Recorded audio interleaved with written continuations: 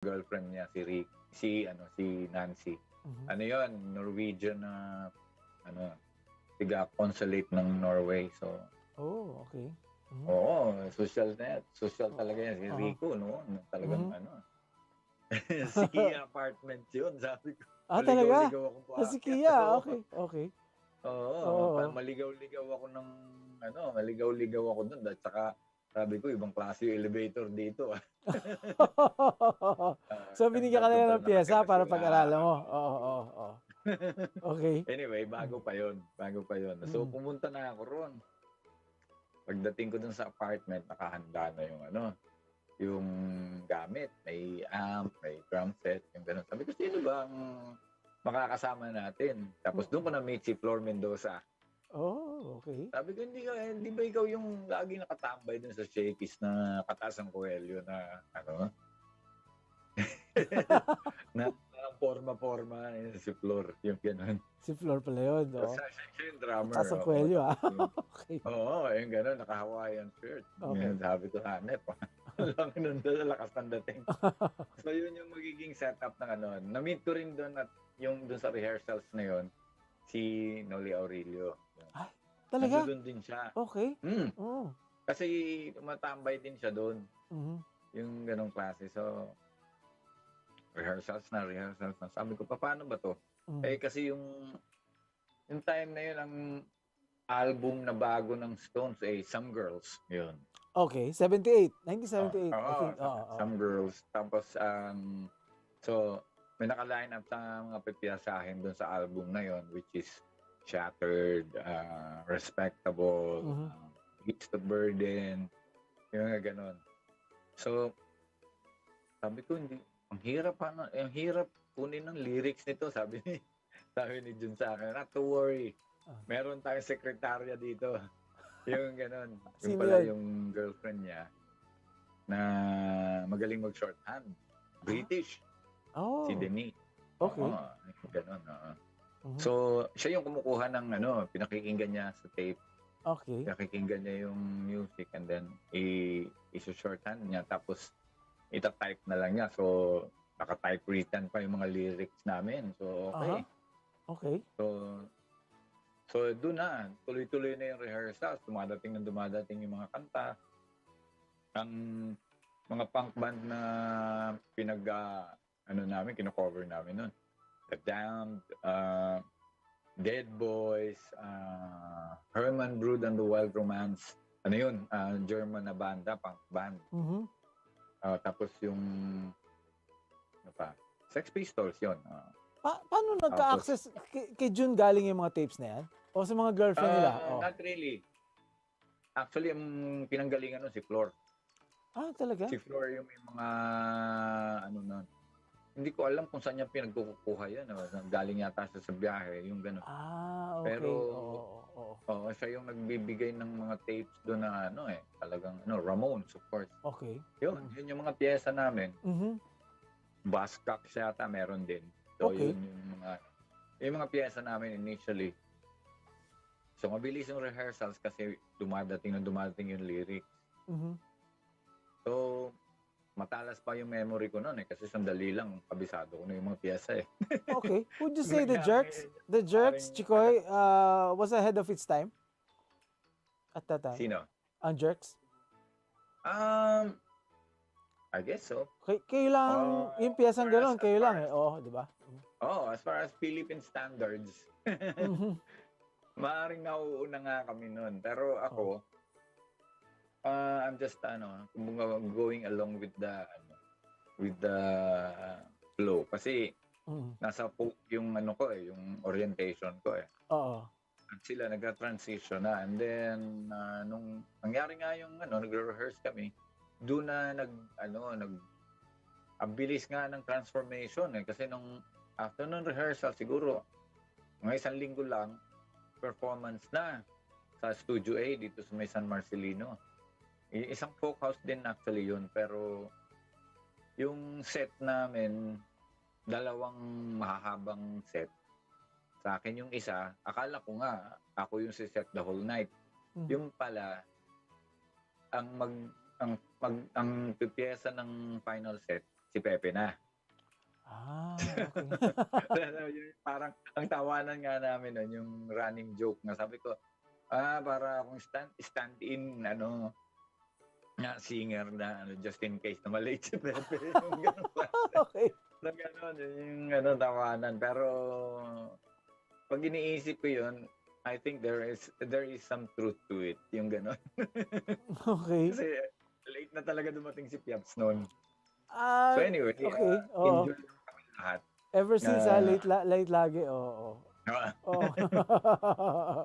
Yun, Okay. yun. So yun ang umpisa.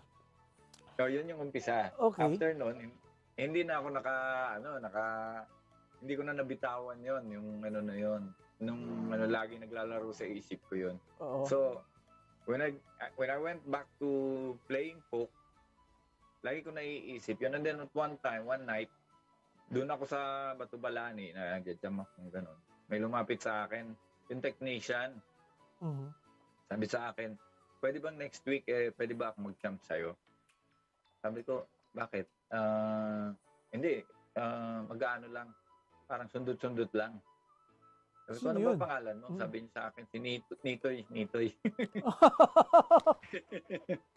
So, yung Si Nitoy Adriano. Okay. Si Nitoy, kasi nagte-technician sa nun. Okay. So, the following week, dumating nga siya, may dala siyang Greco na gitara, yung gano'n. Sinaksak niya yung gitara niya. Tapos, habang nag-jam kami, very impressive yung tone niya. Yung parang gano'n. Sabi ko, ang klase to. Kaya lang, siyempre, ang una ko napanood, si Lupito. Si Lupito talagang, yun, nakakinta yung lagi nun, yung kamay.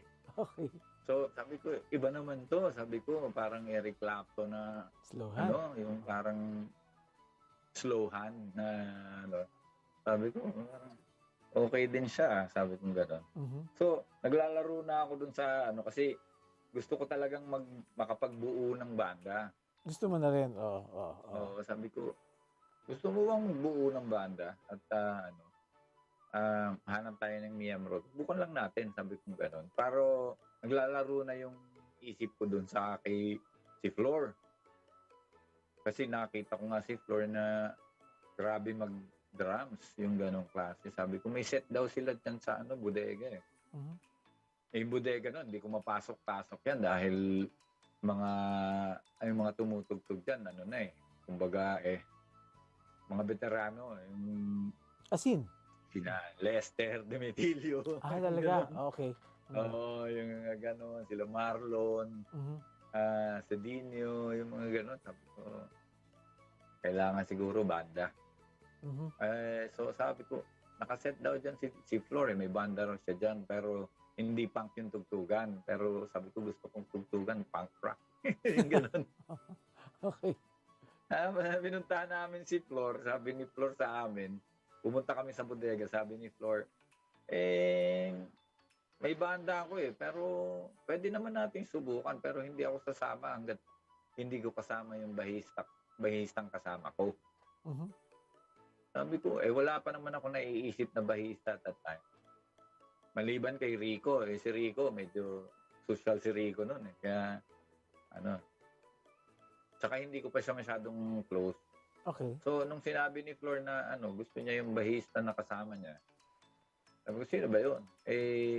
Pinakilala niya, doon din siya Pinakilala niya si Boy Matriano. Okay. Si Boy, okay. It turns out, ang galing-galing pala noon. Saka ang galing kumanta. Kaya niya gusto. Ang galing kumanta. Talaga? Ganun, sabi ko, hanip yung range nito. Kasi nung sumet na sila, pinanood namin. Although, parang revival yung, ang rock and roll revival yung mga piyesa nila.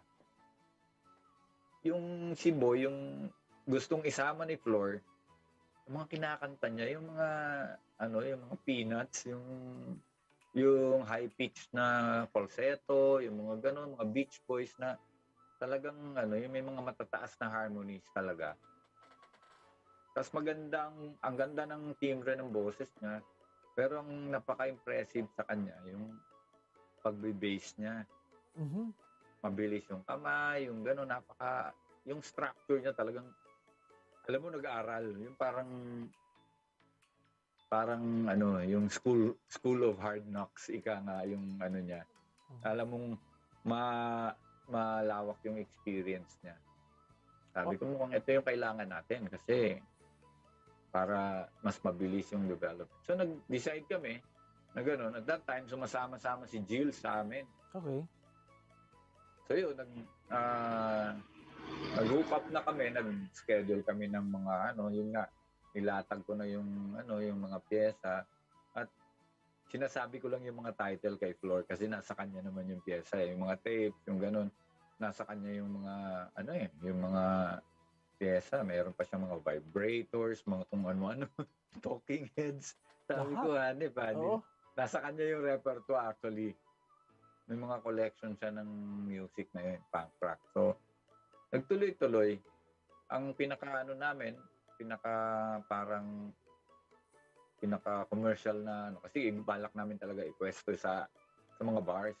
Ang namin, pang-impress namin sa regular ng mga customers, yung Rolling Stones, syempre. Hindi pwede mawala yung satisfaction dyan. Okay. Pag nag-satisfaction kami, nakakalimutan na nila kung gaano kami kaingay. Okay. Anyway, yun na. Nangyari siya. Yun yung Jerks. Yung debut nga namin, nalaman ni Lupito yun. Sumama siya sa TGIF. Okay. So yun yung unang tugtog ng Jerks na talagang halos magiba yung mezzanine ng TGIF kasi nasa mezzanine yun eh. Yan yung McDonald's ngayon sa Moraita kung nakikita. Okay. Yan yung McDonald's ngayon. So doon ang first gig. Oo. Yan yung first gig ng The Jerks. Actually, hindi pa yata The Jerks yung pangalan? Kasi may regular na set ako doon, Chikoy and the Boys. Okay. Magbabalik ang What's Up. We'll be back with Chikoy Pura. Bago ko yun yung una naming gig. Nag-share sila Nitoy at saka si Lupito at saka si Boy ng yung isang amplifier na dala-dala ni Flor. Plus yung regular na PA system ng TGIF. Yamaha na triangular yung itsura. So, gano'n. Pero ang ingay pa rin namin. So, enjoy na enjoy ako. Doon ko na-realize na pwede pala akong frontman. Yung ganun klase. Hindi ko kailangan mag-gitara dahil magaling yung gitarista na sa paligid ko. Dalawa, Okay. So, Chikoy, we'll be back after this short break. Okay.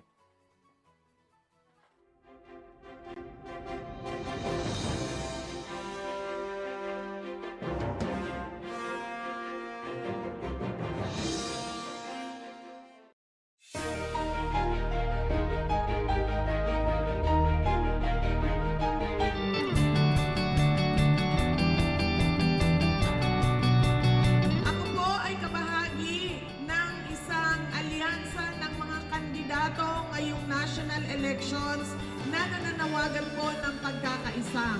Ako po si Sara Duterte. Handa po akong magserbisyo sa ating bayan. Hinihingi ko po ang tulong at suporta ninyo para sa pagka-vice presidente ng ating bansa. Be updated sa news and happenings ka-tribu. Hatid ng Daily Tribune sa inyo ang mga balitang napapanahon sa loob at labas ng bansa. Kami na ang bahala sa paghahatid sa inyo ng mga latest and reliable news. We got you covered sa programang Tribune News on Q. Mapapanood mula umaga hanggang gabi, Lunes hanggang Biyernes sa Daily Tribune Facebook page at Tribune Now on YouTube.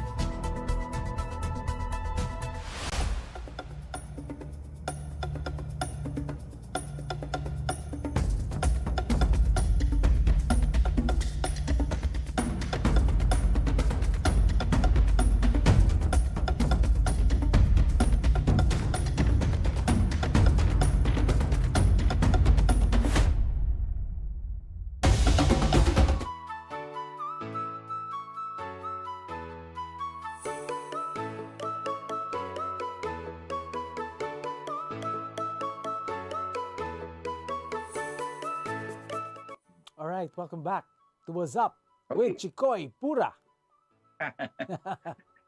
Hello, Ian. Okay, before we took a break, pinag-usapan natin paano buo ang Jerks.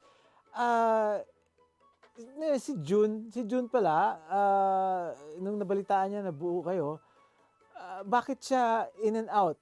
Bumabiyahe siya nung Well, nag-full-time ng Jerks. ang, Oh.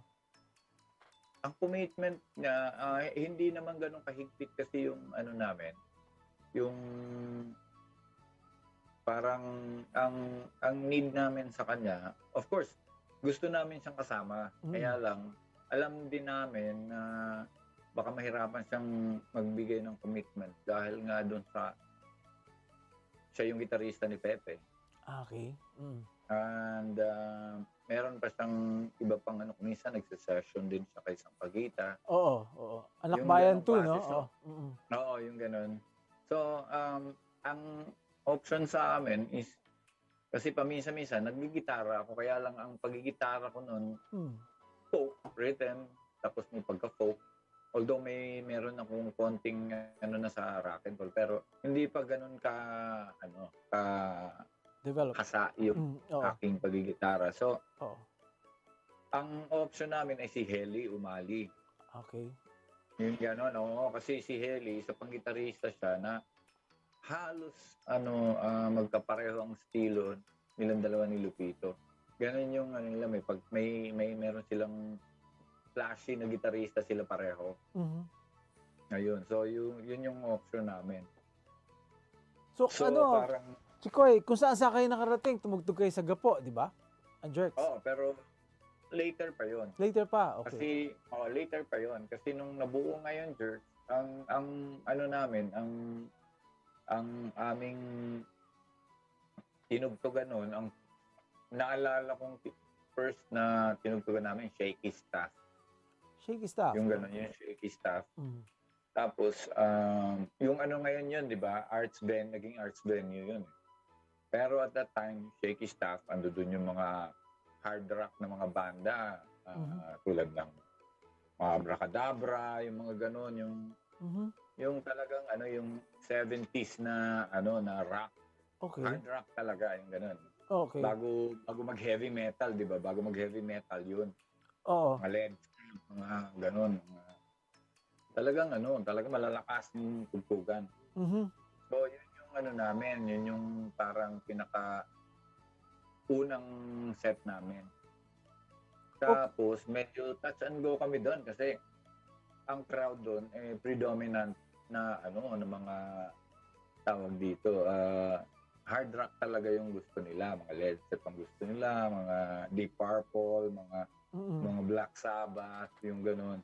Oo. So, ang mga pyesa namin, nandoon sa Talking Heads, although may mga Joe Jackson na kami noon na ang tingin ko ay very kumbaga attractive din sa mga tao kasi napaka-catchy ng mga beat ni Joe Jackson . Oo. So, Joe Jackson. yun yung ginagawa naming mga pyesa, tapos yung mga melody ni Joe Jackson magaganda . Oo. Tapos kami ng konting reggae, yung ganong klase. So, nagugustuhan naman nila, kahit na hindi nila masyado kilala yung music, nagugustuhan din nila kahit na yung Sex Pistols kasi kumbaga, power chord lahat ng mga alam mo yung mga punk, hindi naman halos marunong magsipag-gitara yun. Okay. Pero malalakas yung puro power chord sila. So, ganun nga siya. Tapos, yung papel ko noon as a frontman, talagang mag-exude ng nung punk attitude, ika nga.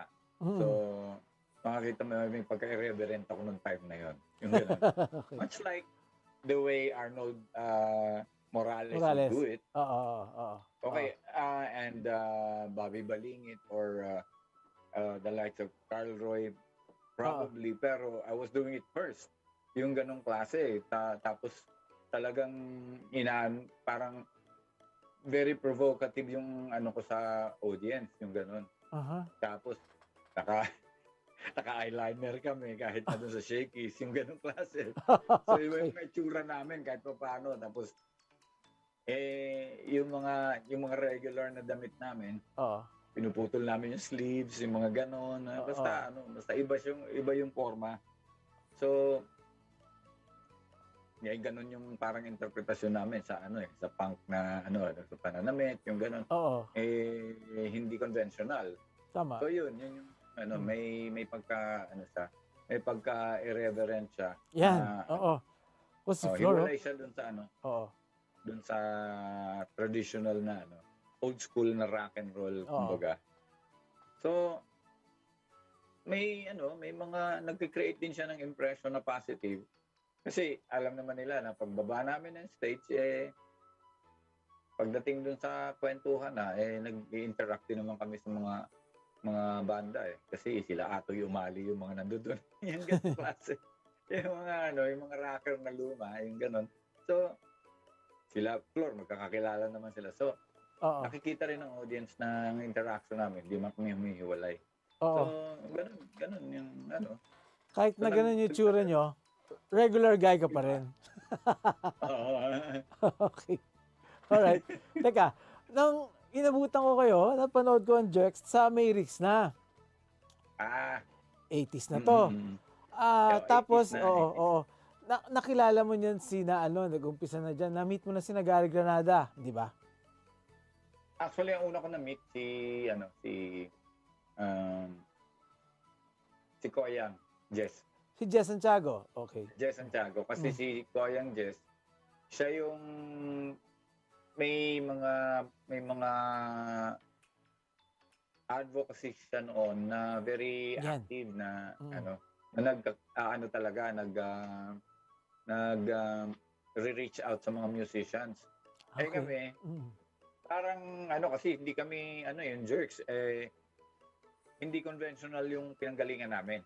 Oo. Kumbaga kasi si Koyang nandoon siya sa dun sa mga yung aktivistang crowd. Yes. Yung circle ni Koyang nandoon sa ganung progressive, makabayan na militanteng na mga grupo, mga organisasyon. So kami nung dumating kami sa Merix, actually na yun parang actually bumalik ako nung sa folk singing ulit Pero nung nabuo na yung jerks ulit, doon na nag-interact na kami sa mga actually mga aktivista, yung ganun. Kami pinukumbis kami sumama, ganito. Tapos yun nga at one time na-invite ako na mag-join sa isang workshop sa Heritage. Yung songwriting workshop, yung ganun. Okay. So ang nag-spearhead nun, si Koyang, yung grupo niya, yung okay. Musika Philippines. Mhm, So, nandoon kami at sabi ko, pero at that time, dahil exposed na ako nung sa yung fan na ako ng The Clash noon, kaya parang more or less may idea na ako dun sa pagdating sa protest. Yes. Kasi galing din ako sa mga Bob Dylan, Neil Young na Hindi naman nalalayo, oo. ng mga music. So, Oo. yun nga lang, English yung ginagamit na medium. So, Tama. yun yung Kaya meron ako talagang parang eagerness, may willing talaga akong matuto ng dun sa pagsusulat ng yung vernacular natin. Kasi parang it does not make any sense to me na hindi ako matuto nun. Kasi nung time na yun, may romantic kill na, may na. Meron na kayo nagawa, oo. Oo. Tapos na yung romantic kill nun, tapos na yung big deal nun, yung ganon. So parang it does not make any sense na doon ako magstay. Tapos samantalang nandito ka sa setting na Pinoy, pagkatapos siguro ang pinakaano ko pa noon, ang rational ko noon kung sila Pepe nga ganun din naman ang origins nila Pepe na rock and roll, Rolling Stones, ganun. Free, mga ganong influence, pero somehow naging Juan de la Cruz at himig natin and then yung ganon. So why not? Sabi kong ganon. So kaya lang hindi ko alam kung paano ko siya uumpisahan. At saka meron akong parang siguro may fear ako dun sa ano na yun eh. Parang sabihin nating insecurity. Yes, oo. Na baka ano kasi medyo matagal na ako sa industriya. Meron ka na parang may pride ka na eh. Para ibaba mo ulit yung pride mo para matuto ka lang magsulat ng Pilipino. Kailangan mong lampasan 'yon. Sabi ko, willing naman ako. Sabi ko, wala namang problema ron eh. Kasi yun talaga yun. Kumbaga, ang pagiging ang matututo ka lang naman, mag-uumpisa ka sa pagtatanggapin mo yung mga limitasyon mo. Anong kanta, Chikoy? Anong unang kantang Filipino na naisulat mo? After Romantic Kill and all those English songs ng Jerks. Reklamo siguro. Reklamo. Okay. Reklamo. Ano yun eh, parang ang usually ang nakakatsamba ako nun ng yung pag nakapag-umpisa ako ng isa, nagtutuloy-tuloy kadalasan. Kaya halos hindi magkakalayo yung reklamo, sayo sa bubog, Sayo sa bubog. yung mga ganun. Oo, tama, Ayun, tama. yung Oo. So, yun yung mga unang mga kantang nasulat ko. But before that, kailangan ko lang pasan muna yung workshop ni Koyang. Okay. So, matun ako dun. Ang mga kasabay ko ron, yan, si Danny Pabella, na isang na rin, napaka-prolific na songwriter na rin. Yung Musikang Bayan. Okay. Tapos, si Bobby Balingit, umatin din siya doon. Oo. Although, may mga albums na sila noong Tagalog eh. Pero pumunta pa rin siya doon. May nakalabas na yung Woods eh. Oo. Nasa labas na yung Woods noon eh. Oo. Si Doming nga lang,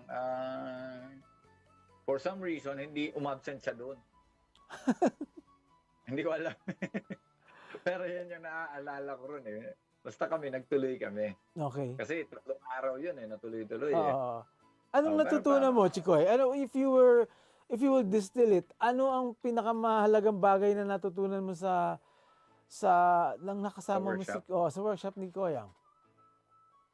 Yung pagsusukat ng mga salita, ng mga linya. Okay. Yung pagra-rhyme, pagtutugma ng mga salita. Tapos at saka ang ibabase mo naman siya sa vocabulary mo. Sa sarili mong bokabularyo at hindi ka mag-aasam ng mga iba pang palalalim na salita na hindi naman necessarily ganoon.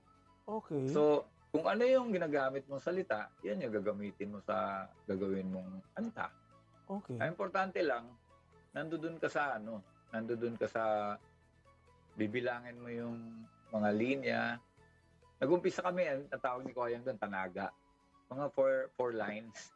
Tanaga. Na 4-4 Okay. na lines na Mhm. So, yun yung doon ang pinag-umpisahan namin. Si Fidel Rillo, ganun din. Isa rin sa nagturo doon sa workshop na yun. Mhm.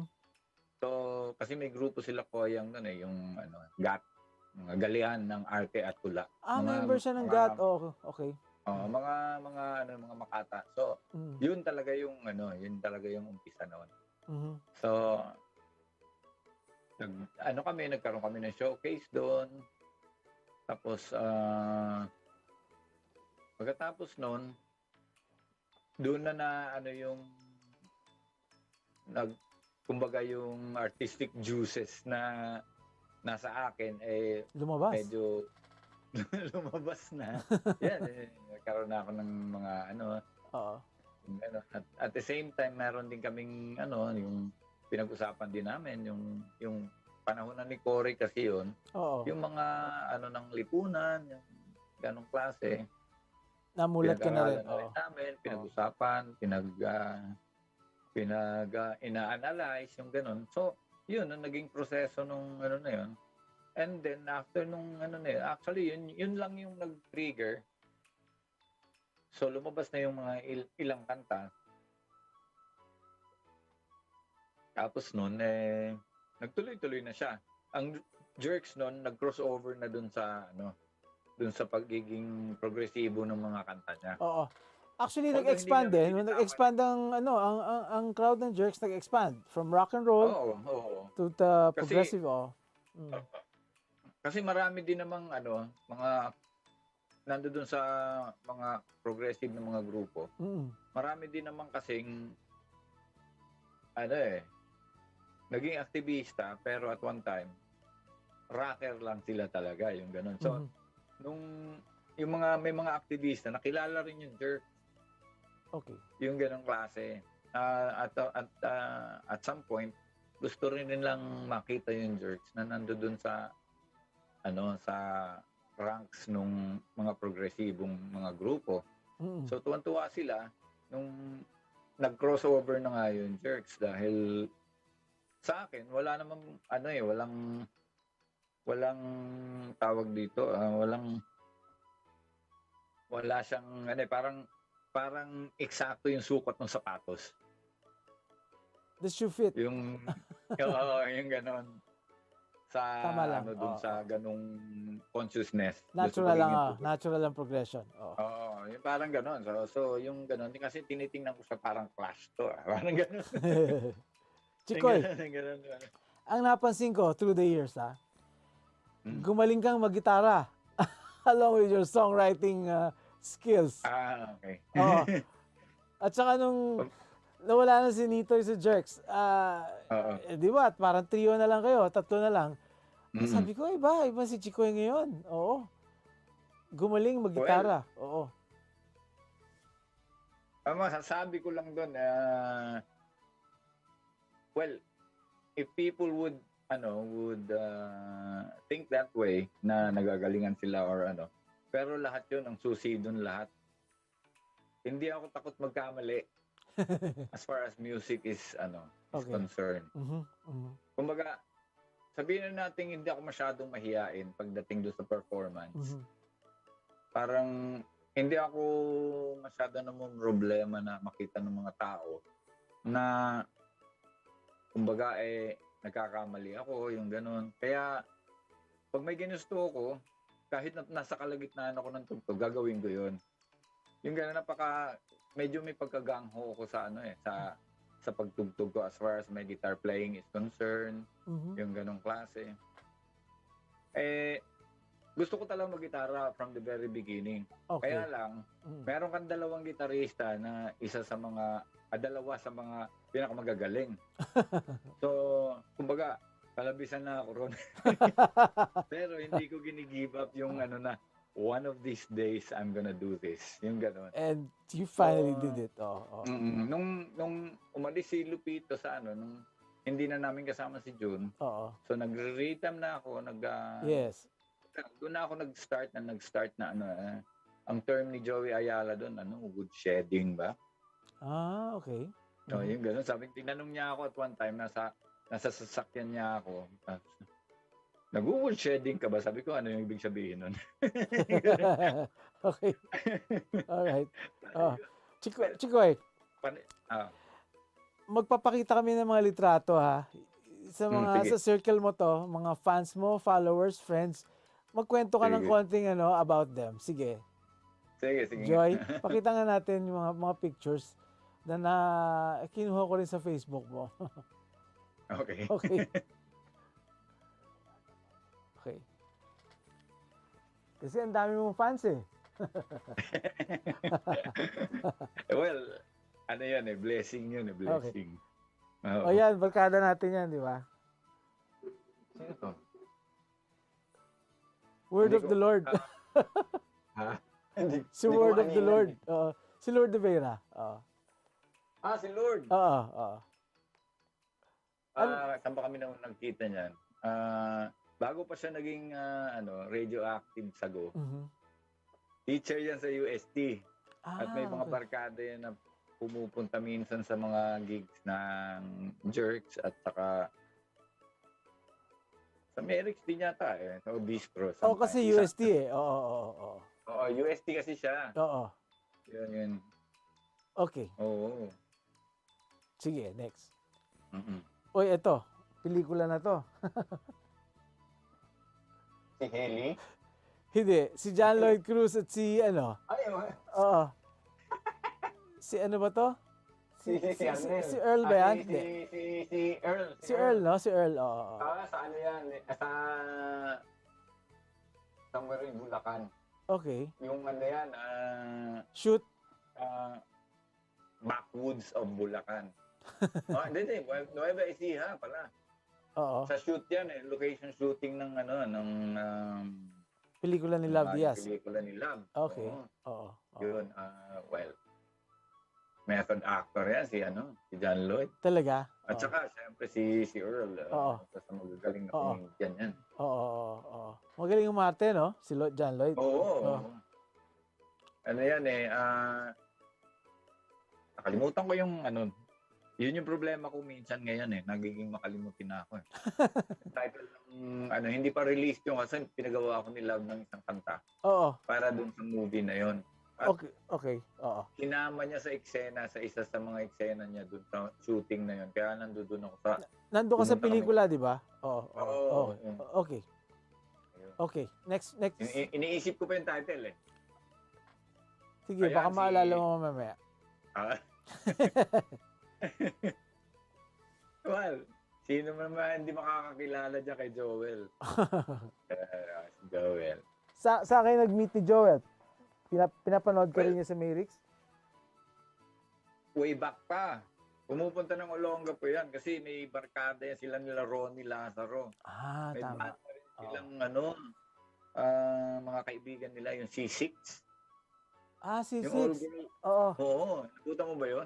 Si Cherry Ignacio yata nandun. Hindi, Exana pala yan. Pero, nanonood din sila sa Jerks. At one time, dumadayo pa ng Gapu yan sila. Pero hindi pa sila, hindi pa sila masyadong sikat. Bata pa rin sila noon. Mm-hmm. Pero alam mo, isa sila sa mga kasi mga ni Lino yan Kumbaga mga artista, mga prodigy nila Lino at saka mga nila Ismael, yung gano'n. Yes. Magagaling na director. So, sila yung the next generation of Philippine cinema. Mm-hmm. Ayun, Servando Magdamag, yung pelikula ni Ricky Lee. Oo. Si Ricky Lee. Oo, tama. Servando Magdamag. Hindi pa pinapalabas, no? Hindi pa. Okay. Sige, Joy, do we have more photos? Oh, okay. Old friends. Sinoli, matagal din kami nagkasama niyan sa kasi yung may folk group sila nun, TNJ. So, bago pa yung ma-develop yung friendship namin ng mga rockers na kumbaga kami. Magkakasama na kami sa yung folk crowd, ika nga. At saka nung time na yon, kumbaga hindi kami makapaniwala kung saan niya hinuhugot yung method niya ng pagigitara. Oo. Yung gano'n. Pero si Noli kasi, ewan ko pero ako lang yata ang nakakapagtanong sa kanya ng tugtog at nakakapagtanong sa kanya ng ituro mo nga sa akin yung chord nito lalo na nung nag-i-steelidan na yung Jerks. Yun, nilalapitan ko siya at bigyan mo nga ako ng simpleng chord progression dito sa kanta na ito. Yung ganong klase. So, maraming nagtatanong sa kanya kung paano gawin yung isang kanta pero hindi siya ganun ka-open. I'd like to think na sa akin, binibigay niya yun. Yung ganong klase. Okay. Now that you mentioned Noli. Sa lamesa pala. Sige. Kasama lang sa lamesa, yung Black Vomit. Yes. Si Igan. Oo. Ni Igan. Oo. The Black Vomits. Oo. Christmas party actually ng Brothers Mustache nun. Okay. Kaya magkakasama ka. Speaking of Brothers Mustache, hello boy. Sana mapanood mo to. Pagkita tayo soon. Yan, sina Lolita. Yan ang My Brothers Gang, no? Oo. Ito yun. Karamihan dyan, predominantly senior. Okay. Predominantly senior lahat yan. Okay. Alright. Chikoy, nabanggit mo si Noli, no? Noli, recently died of COVID-19 and also, Yeah. si June Lupito naman, recently. Yun yung isang sad na episode ngayon, itong mga nakaraang Yan. araw at Oo. months. Oo. Kasi halos magkakasunod si Nolly at saka si Lupito. Oo. Sila yung, kung titingnan mo, actually, lalo na kay Nolly, kasi si Nolly, wala naman si Nolly na sakit. Tama. Oo. Wala siyang, kaya lang, Ayan, kayong tatlo. Yan. Birthday ni Rico yan.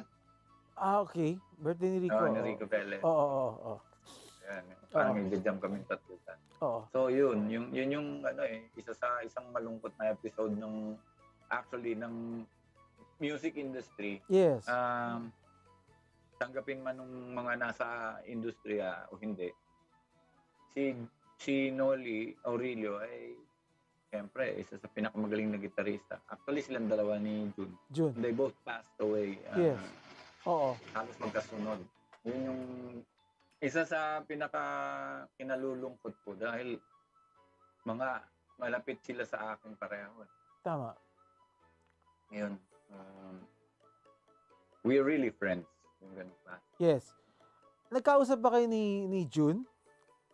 Last time na magkasama kami, actually in high spirits pa siya noong time na yun. Kasi sa Roadhouse actually yun. Kasi he walked in, was carrying this new Melody Maker guitar that was a gift from sa isang kaibigan naming serviceman sa Olongapo noon. Talaga? Okay. Yeah, kaibigan niya actually yun. Pinadalan siya ng Melody Maker na halos replica nung dati niyang Melody Maker ni Lupito. Kaya I was so excited na i-plug yung gitara na yon na jamming with us. Ang comment nga ni Benji noon sabi, nakita ko na naman bumuka ka si Lupito. Yung ganun. At saka parang talagang ang lakas-lakas niya, talagang makanta siya, yung gano'n. So, enjoy na enjoy kami. Oo. Okay. So, yun. Teka, meron pa isang litrato Ito ba yung nauna pa ba to bago kayo magkita sa Roadhouse? Ito. This is a benefit for you sa kay Joey De Castro. Kay Joey De Castro to Yes. Fundraiser ko to. Yes. Actually. Oo. Kasi in-organize to nila, ni Stephen yata. Yes. Sila, Oo. For me, for my medical expenses. Yes, oo. So, yan, actually, nandun pa, di ba? Oo. Ang tindi ng di ba? Hindi matapos-tapos yung, yung kwentuhan, kantahan. Tama, oo. So, saya talaga nung gabi yan. Kasi, ako, personally, andyan din si Nolly. Ayun, si Nolly, oo. Si Lupito, si Chong, si Rene. Oo. Kaya, tsaka yung mga magkakaklase yan, di ba? Sila Stephen at saka sila, Yes. sila Joey. Si Butch. Kaya, asaya niyan. Si Butch, sa ulog. Oo. Si Butch sa ulog, di ba? One of the best keyboard player. Tsaka drummer pa. So, umaga na kayo umuwi. Halos umaga na. Okay. Kasi hindi matapos-tapos yung umulan yata yan, di ba? Bumagyo. Pero umulan man umaraw, hindi mapipigil yung ganyan party. Teka, matanong kita, Chikoy. So June died of his hepatitis C ba o hindi? Hindi. Liver cirrhosis yata. Liver cirrhosis. Ewan ko kung related yun kasi parehong sa liver yun, di ba? Tama, oo. Yung hepatitis C is a liver ailment. Okay. The same as cirrhosis. Ewan ko kung pwedeng mag-develop yung kasi permanent condition yung Hep C, di ba? Pero Okay. it can evolve into siguro kasi na yun, kumbaga lamat na yun sa liver mo di ba? So maaaring ganun. I'm not really sure. Pero yun yung pinaka ano niya, cause yata is yung cirrhosis. Okay. Alright. Let's go back to the Jerks kasi may nilabas na vinyl record and Jerks. Hindi ba? Okay. Okay. Mm-mm. Backspacer Well, Records, tama ba? Oo, Backspacer. Pero ang ano nito, may nag-approach kasi sa amin na dalawang magkaibigan. Mhm. Ang pangalan niya ay si Rude Boy Hapon at saka si Joel Del Rosario. Okay. Ano sila, parang gusto nilang tumulong sa akin, particularly. At mahilig silang mag-follow ng mga banda eh. So, nung nag-umpisa daw yung kwento nung lalo na si particularly si Joel, parang he was offered to buy a painting of mine. Tapos medyo mahal. Gusto sana niyang bilhin kaya lang parang inaano niya yata yung gumawa na parang yung titinda kung ay magbigay daw ng commission sa akin ay kaso ng share pero hindi yata hindi na pumontak so yun ng pero they made up their minds na gusto nilang tumulong so nag-get in touch sila sa amin kung ano pwede nilang gawin na pagkatapos finally napag-desisyon na yung live na album. Okay. Gawing vinyl. So, syempre, kailangan dumaan ng Kaya medyo natagalan din yung aming pagko-confirm kasi kailangan naming ipaalam sa, lalo na kay Gary Granada kasi siya yung producer nun eh. Yung album ng Jerks na una. Oo, yun live, yung produce ni Gary yun eh. Tapos may mga kanta kasi doon na yung publishing rights ay under Star Records. So, alright. pero pumayag naman sila. So kasi ang pinaka reason is for my medical expenses yung gagawing. Kasi limited lang yung gagawing parang repro nung vinyl. Limitado lang. Okay. So yun, nung na-confirm namin yung after a while, nag-agree na rin kami kasi nagtuloy-tuloy na siya. At at the same time, hindi, kumbaga, ang doon kasi appreciated namin yung effort kasi yung na yun is parang dun sa ganung kumbaga mula nung na-diagnose kasi ako nung aking T-cell lymphoma yung ang daming tumutulong na kumbaga the most unlikely people na makikita mo yung kaya yung kumbaga nakaka-overwhelm yung ng mga tao yung goodwill, yung concern, yung suporta. So kumbaga parang hindi na maganda kung di ba pag mag-aalangan ka pang mag-agree or tanggapin yung goodwill na yun. So tong tong effort na to maganda rin naman yung idea kasi. At nasa pandemic kasi tayo. So wala rin naman masyado magawa ng so napaka-ideal nitong project kasi wala namang gagawin na tapos na yung product, yung ganon. So mo na lang, isasalang mo na lang.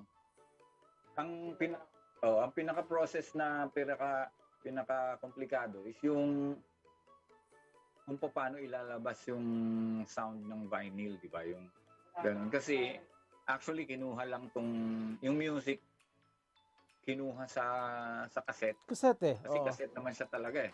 So anong ginawa, Chico? Ni-remix ba yan? Ni-remix ni Shinji. At saka grabe yung ginawa niya, tindi.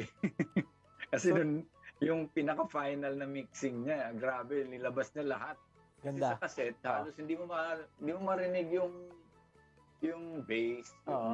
Oo. may mga may mga halos hindi hindi audible yung hindi audible yung mga ibang sound.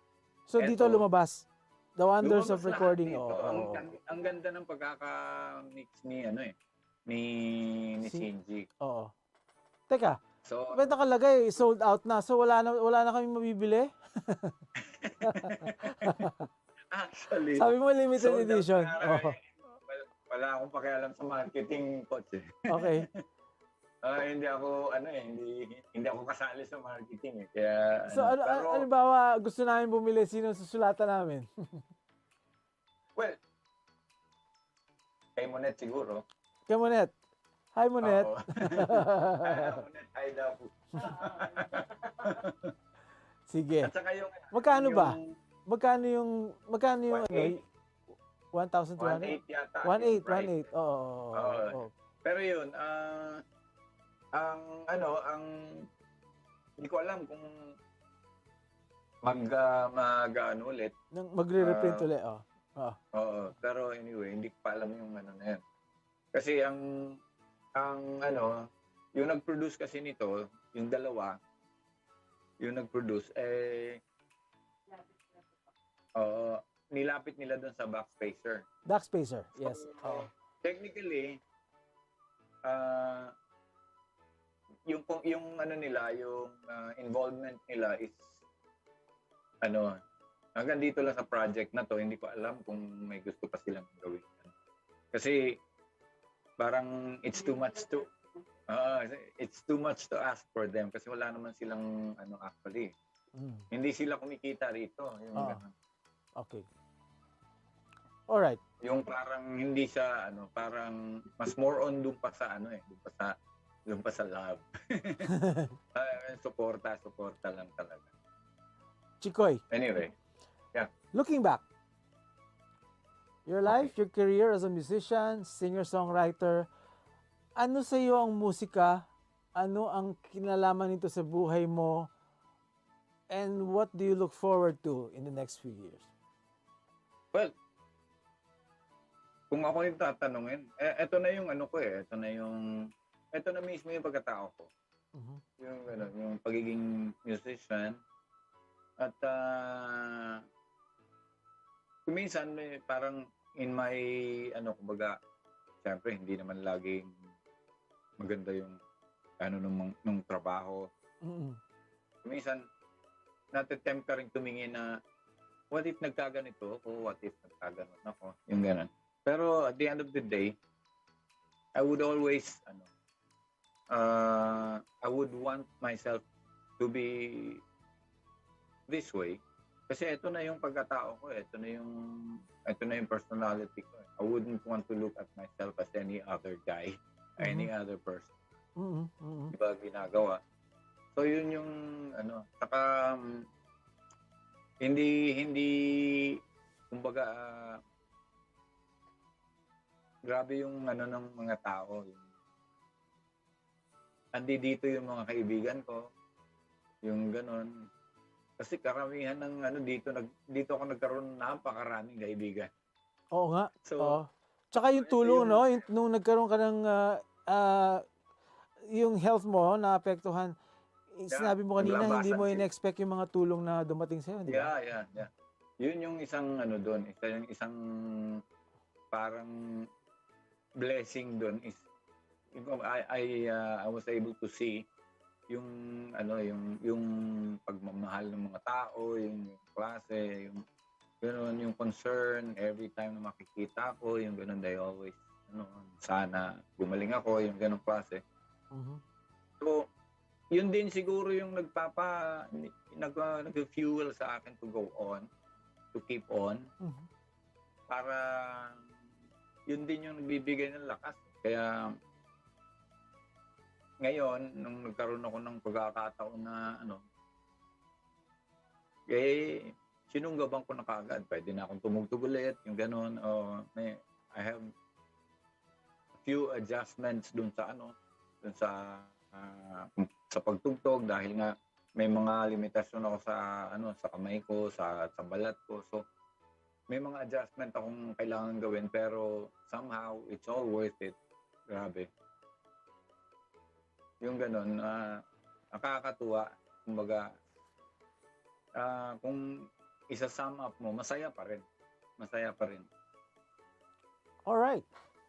Mm. So we'll catch you every Thursday Yeah. at My Brother's Mustache. At saka sana mag-reprint ng album, yung Jerks Live, para Kaya makabili nga. naman kami. Ah, Ayan, yeah. Thursdays. Yeah. Chikoy Pura. Chikoy, do you have any other words, parting words, message to the public?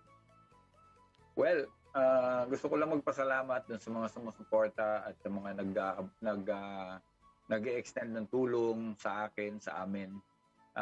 Sa maraming salamat sa inyong lahat at sana huwag kayong mapagod at sana din masuklian ko rin ng yung inyong yung kabutihan nyo, maibigay ko rin yung kumbaga yung magagawa ko para dun sa sa kabutihan nyo at saka sa suporta na pinaabot nyo sa akin hanggang sa ngayon.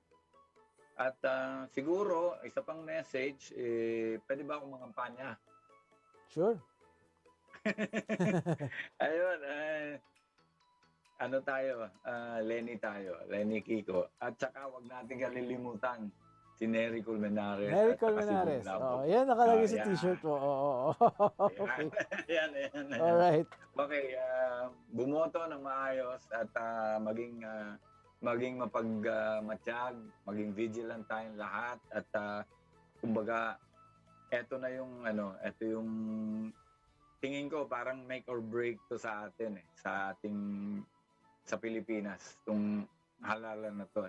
Kaya wag niyong pababayaang bastusin ang inyong boto. All right. Chikoy Pura, Filipino musician. Salamat, Coach. Mabuhay ka. Salamat sa inyo. Okay. Salamat. Thank you. Good night. Good night. Good day. Bye-bye. This has been Poch Concepcion of Catch What's Up every Tuesday on our Facebook page, Daily Tribune, and on YouTube, Tribune Now. Stay safe and God bless. Ayon sa World Bank, tinatayang 4.8 hanggang 12 points. Ang Daily Tribune may digital shows na din. Dahil sa mas lumalaki at mas lumalakas nating tribu, handog sa inyo ng Daily Tribune ang mga programang magbibigay buhay araw-araw. Be informed at mag-good vibes tuwing umaga sa programang Gising Na. Be updated sa news and happenings sa Tribune News on Cue. Mas kilalanin pa natin ang mga paborito nyong atleta sa programang The Athletes Tribune. Alamin ang latest entertainment sa programang What's Up. Ma-inspire sa mga kwentong hatid ng Perfect. Search lang ang Daily Tribune sa inyong Facebook at Tribune Now on YouTube. See you there mga katribu!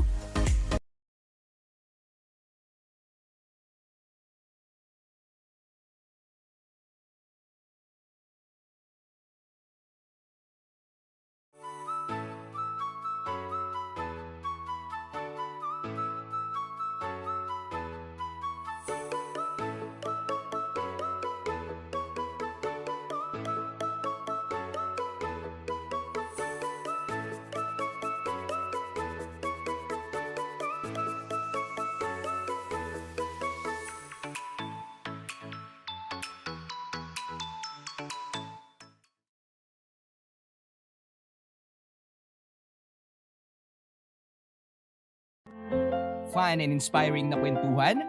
Sagot na yan ang programang Spotlight ng Daily Tribune. Makipagkwentuhan at kilalanin ng iba't ibang personalidad na kilala sa kani-kanilang larangan.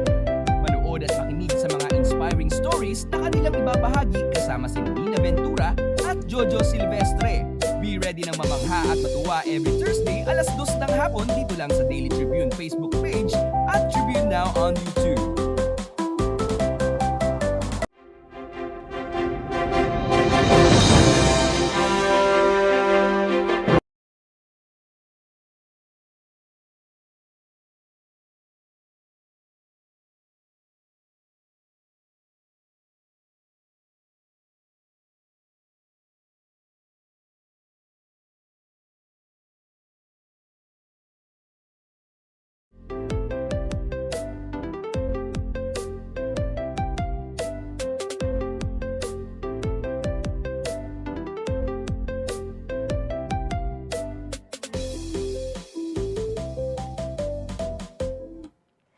Good afternoon and welcome to another lovely episode of Spotlight. My name is Dina Ventura. And I am Venice Bautista. Our guest for today is a co-founder of a highly curated online shop for beauty, skincare, and wellness brands. Wow. They pick the best of the best products to help consumers make well-informed choices that best suits their needs. Yes, so I'm curious to know more about them. So let's get into it. Please welcome the co-founder of Beauty Scout, Ms. Rhoda Campos Aldanese. Hello! Hi, Rhoda. Hi to both of you. Good Hi. afternoon. It's such a pleasure to see you both again. It's been long, Dina, and you still look the same. Still Ah. beautiful and slim. Thank you. You look great also. Yes, very beautiful. Very, no? I wish I could like pull off the pulled back yeah. hair. Thank you. So how are you today, Rhoda? Very good, very good. It's always been, every day is always a beautiful day. It's how you really try to set your mindset, right? On how it becomes, how the day is for you. Like what you can do today that can be better for other people and for yourself. So it's good. Very, very good. Wow. Okay, so that's very manifesting the beauty that they They acquire from Yes. Beauty Scout. Yes. Anyway, Rhoda, tell us about your path to becoming a beauty guru now through the Beauty Scout brand. Well, guru is very daunting word for me. I thank you for thinking so. Guru, of course, is something that's really reserved for somebody who's a specialist in all of those things. I think I'm more of a junkie. I love beauty. I love taking care of myself. I do love, I dread aging. I want health. I want to look good basically. So I try every single possible means we can that's available for us to look the best way we can. At the end of the day, we want to represent beauty is empowering, and we want to represent the best of ourselves always to everyone. Okay. But Rhoda, you started out with education in fashion, right? So how did you move from fashion to beauty? Well, I did study, it's like a fashion merchandising course that I took because I've been so fascinated with fashion. But beauty is an ancillary industry, it always goes together. You cannot complete a wardrobe without a perfume, you cannot complete your look without having to look good. So, skincare was very, very important growing up. And of course, makeup was very important growing up because it helps us dress us up better. So, it was a natural tendency, like your canvas before you put on your fashion is your inner self, and of course your body. So how to maintain yourself healthy, what to put inside your body, what to put inside your mindset also is very important because at the end of the day our heart is very feeling, and whatever comes in there flows out naturally too. That's So true. you take care of your heart, cholesterol, all of that stuff. Become very conscious, and that's how we came about Beauty Scout. Really, when there was just so much white noise about feeding the public with all of those information of sales, this and that, and we said we need to cut across the white noise and try to really curate and edit and make every purchase count. So that's how it all started. What can we tell the people to buy so that they don't waste any more their shelf space, their boudoir space, into something that may not be needed anyway. So, That's a good Okay, concept. Yeah, when was this established po? And what made you finally decide to establish Beauty Scout? well, we were all a group of Kikai people, I guess. We love healthy stuff. We like knowing what's good for the body, what's good for the skin. So it just started as that, and then unfortunately the pandemic came. But of course, in anything like in life, you always try to use whatever situation you have. and find out what exactly does this situation brought us in. Where should it be? Where can we be led to, to make it different? So when we were about to launch April in 2020, May 2020 was when the pandemic started, right? So we everything had to be closed. We shut down everything, and of course, we were all in a panic mode. Like, what happens to Yeah. all the things that we prepared for the launch, all the products that we had. And everything was closed. Then we decided, what else can we do? Because it's pandemic, I'm sure there's something that we can do. So we opened up the wellness area and the health area. So now was more speaking about wellness, healthy pantry options, wellness at home. So we tried to really curate and make things available for what is needed, uh, given the times. And then we Okay. also started to scout local because, of course, when the industry is practically in its knees and we were importing some stuff, we decided to look inward also. What are the good raw materials we have? And so we source for very good local produce, raw materials that will help us both internally and externally as well. And that actually gave us a bigger purpose. And that's when we started, okay, we work with certain advocacies as well after that.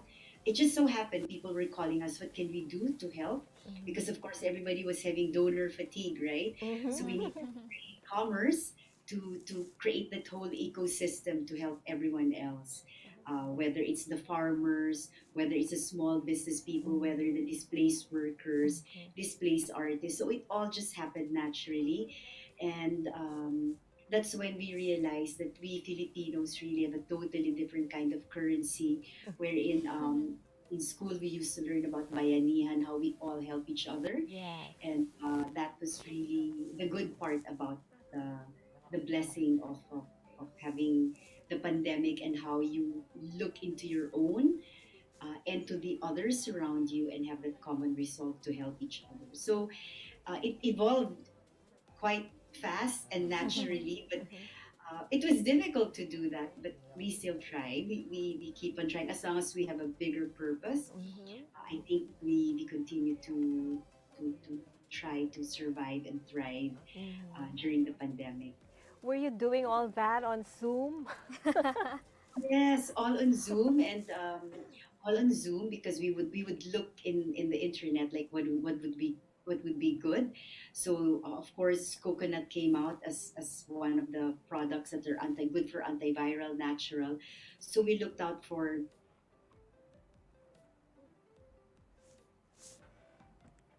Yes, Miss Rhoda, or we're Oh, yeah, establishing our there's a the line. best the best that this so the we tried to look at for what was the best in terms of the local produce that we have.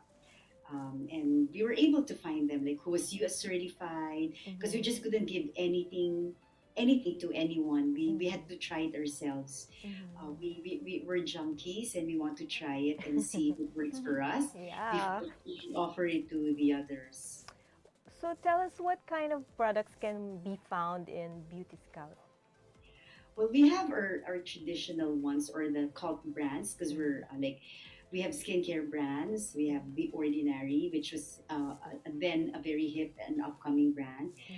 We do have the color brands as well, that were all mostly niche. We checked on pigments, but whatever was not widely available, we tried to make it available. So we started importing those, and then so we have makeup, skincare, and then we looked at also into wellness. So we have here like the Korean brands, 3CE, as you can see. We also have those that we use. We use the cult brands that people don't know but were affordable, and of course was good for people with acne. We tried to look at what the common problems were, since we were very humid. So we have acne problems, so we got the best acne products. And then of course we had the best colors that we can think of, the best in eyebrows, because at the time mask was in, so anything above the mask products we tried to source. So that's why we have a lot of these eye products that were made available for for uh, for for the for the public. Okay, Anastasia, Yeah. Beverly They have such a Hills. wide range of products, and not just for the inside, but also on the outside. So yes, things are getting interesting, mga katribu. So we'll take a short break for now, but we'll be back.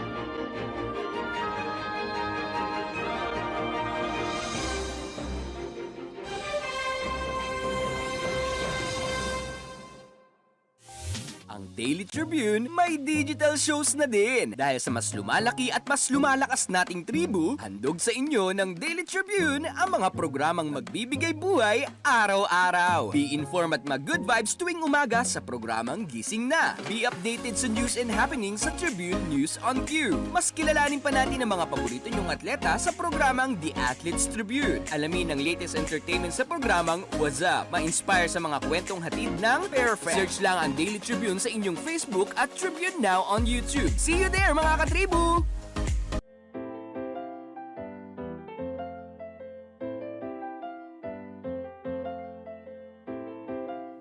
Welcome back to Spotlight.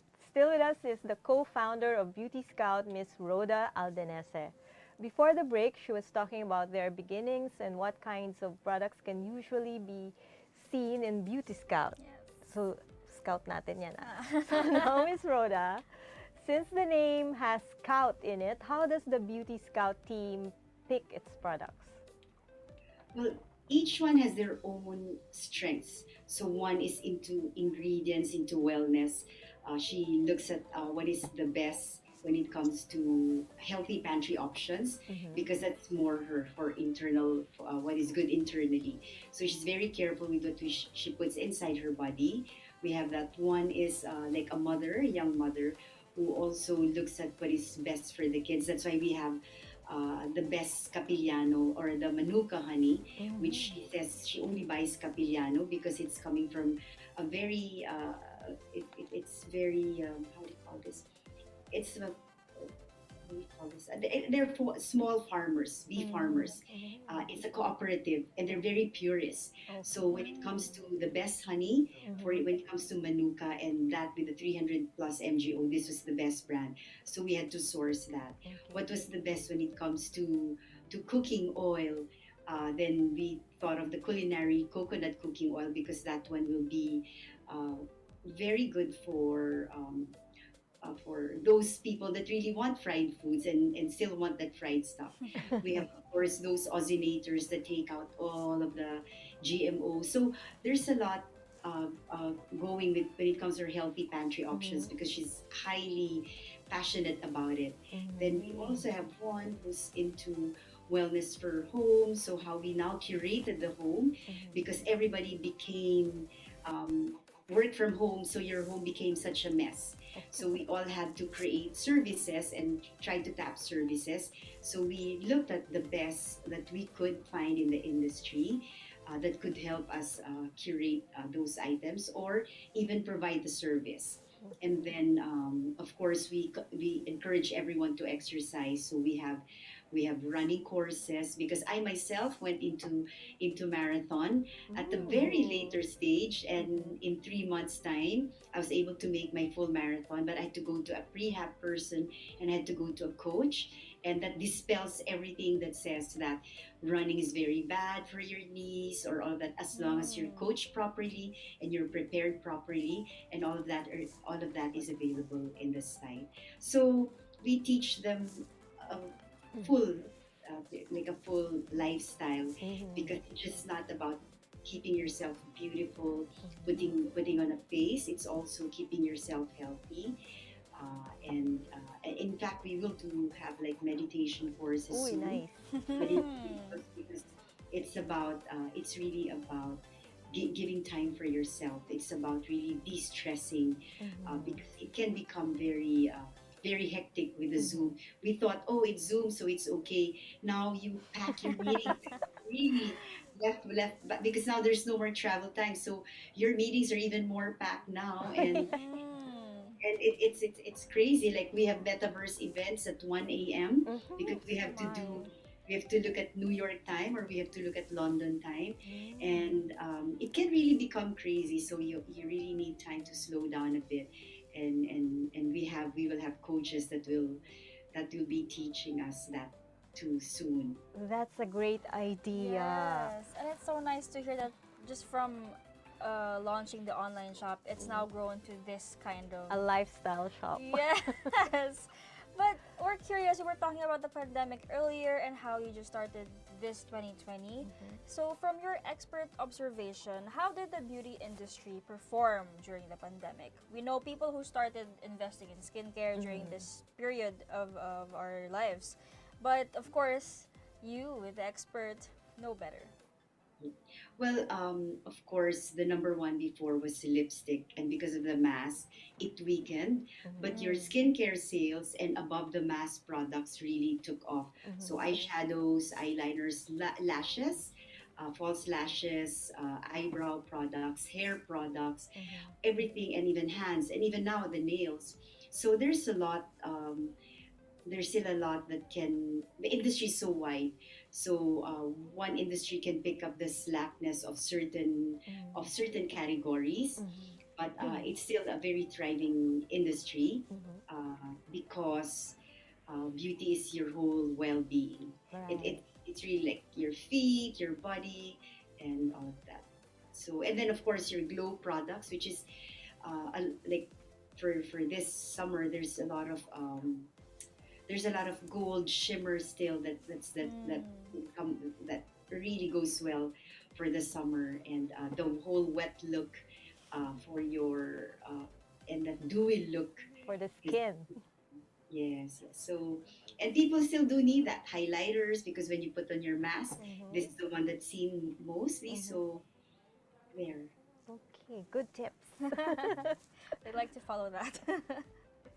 But you know what, Venice? I'm just amazed when we interview people in the beauty industry, how it seems the industry is embracing a whole new way of approaching beauty. Yes. Before, we would just focus on the products and how good it is for your skin or for the color, for putting color on your face.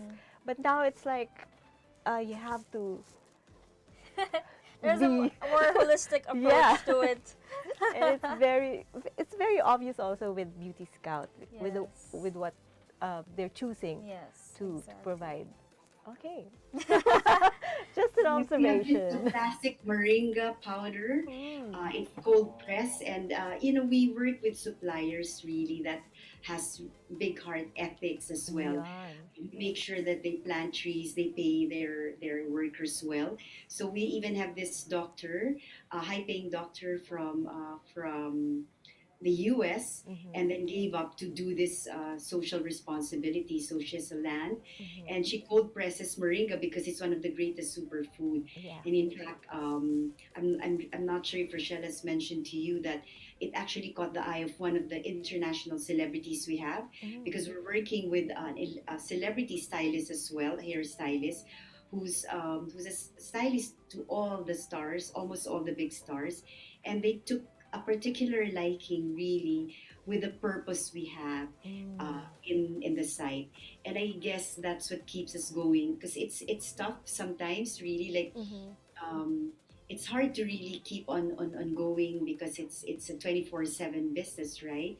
But when you know that there's a purpose and people are really depending and counting on you for their meal, for their pantry services, for their clothes, then it gives you a higher purpose, and that higher purpose makes your work fulfilling and makes all the hard work worth it. Yes. Because then your currency is about love, compassion, Yes. which I think is where everyone else is going. Right. Sometimes you all say this pandemic is not really a tragedy, but a gift, I guess, for all of us as we try to shift towards more. Uh, More on the values or the Yes. treasures that Yes. we we we hold true, Mhm. that will keep us, longer, or Yeah. keep us towards a much better life. Yes, a Yes, kinder that's world, true. no? More Yes. compassionate and more collaborative, Yes. cooperative. Nice. It's just nice to learn about a company that has heart, right? Yes. Because it's easier to support a company like that because it also makes you feel good as a consumer. Yes. So, Rhoda, how did the business fare during the early months of the pandemic versus this year? Now. Mm. Well, now it of course slowly has been improving. The very first, it was really zero because all your warehouses are closed. Nobody was allowed to move. There was complete lockdown. So can you imagine, like, you invested and like for three, Yeah. 4 months, you couldn't do anything. And then of course the ease happened, but the ease only happened for essentials, which was grocery. And we were in the beauty business. And that's when we said like, we can still make use because it's either we close or not or continue. But then we had already prior to the pandemic, we already had scout for a cause. We put that in with no hidden agenda. We just wanted to help. So we already work with 4 advocacies. We have here Bright Faces, as you can see. That's Ken Pavis, who's half Filipino, half American, and they always host. They come in here very quietly to go to the different provinces and bring in a medical mission to help people fund their what do you call this, their surgeries. Because what happened was he had a nephew who died because apparently if you have cleft chin you can't take in nutrition. So Oh. so if people like that, when they look at your site and they encourage you, because you're saying like, oh yes, we have a site, but we don't know what to do, and we don't know what to do and how to help. So we still try to continue with the resources that we have. We just try to carry on and see and really hope that uh, our manufacturer up there gives us the vision and the glimpses of what the solution should be so that we can continue to help other people. So that's what makes us really move on. And then this is I Can Serve, wherein we work with Kara Alipala and the rest of the team. I've been working with them for the past probably decades. We've been friends for a long time, and we've been trying to really do the best we can so we're able to fund chemotherapy for some of their for the people who they choose to help. And then we have steps, of course. This is how we all really jump start and kicked it off, because a lot of the displaced artists. So we decided to really work with them, created boxes of some of our local brands and some of the brands that we had, and work also with their. So this one funds more on the displaced artists because everything was closed and they didn't have anything for the displaced artists. So we created special boxes, and it really helped a lot.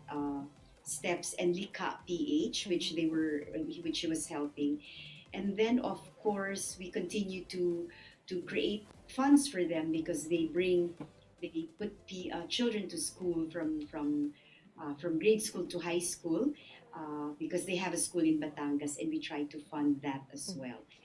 And then the last is Voice of the Free. This one is really close to our heart as well. Katie Ford used to come here on a regular basis to help raise funds.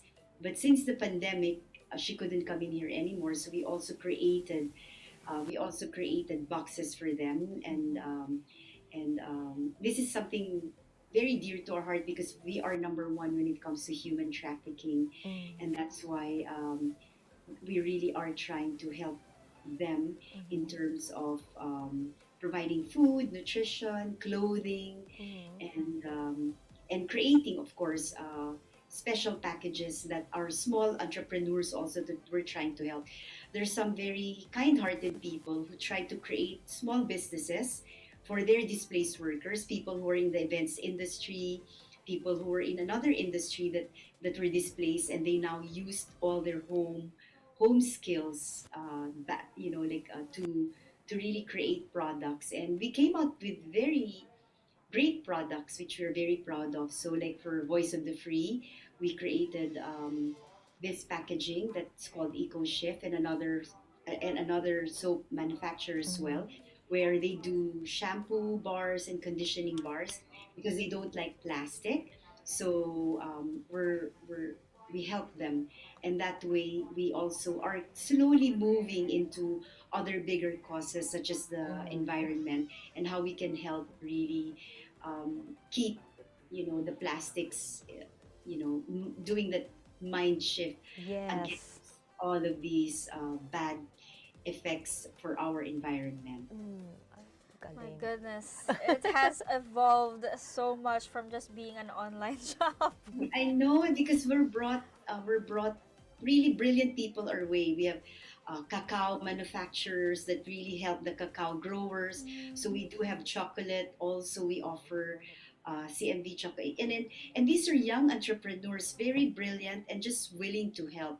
So we all our value system just came together, and then offered it, and hopefully somebody, hopefully everybody out there realizes that we're all here to help each other, and of course we're hoping that it takes off too.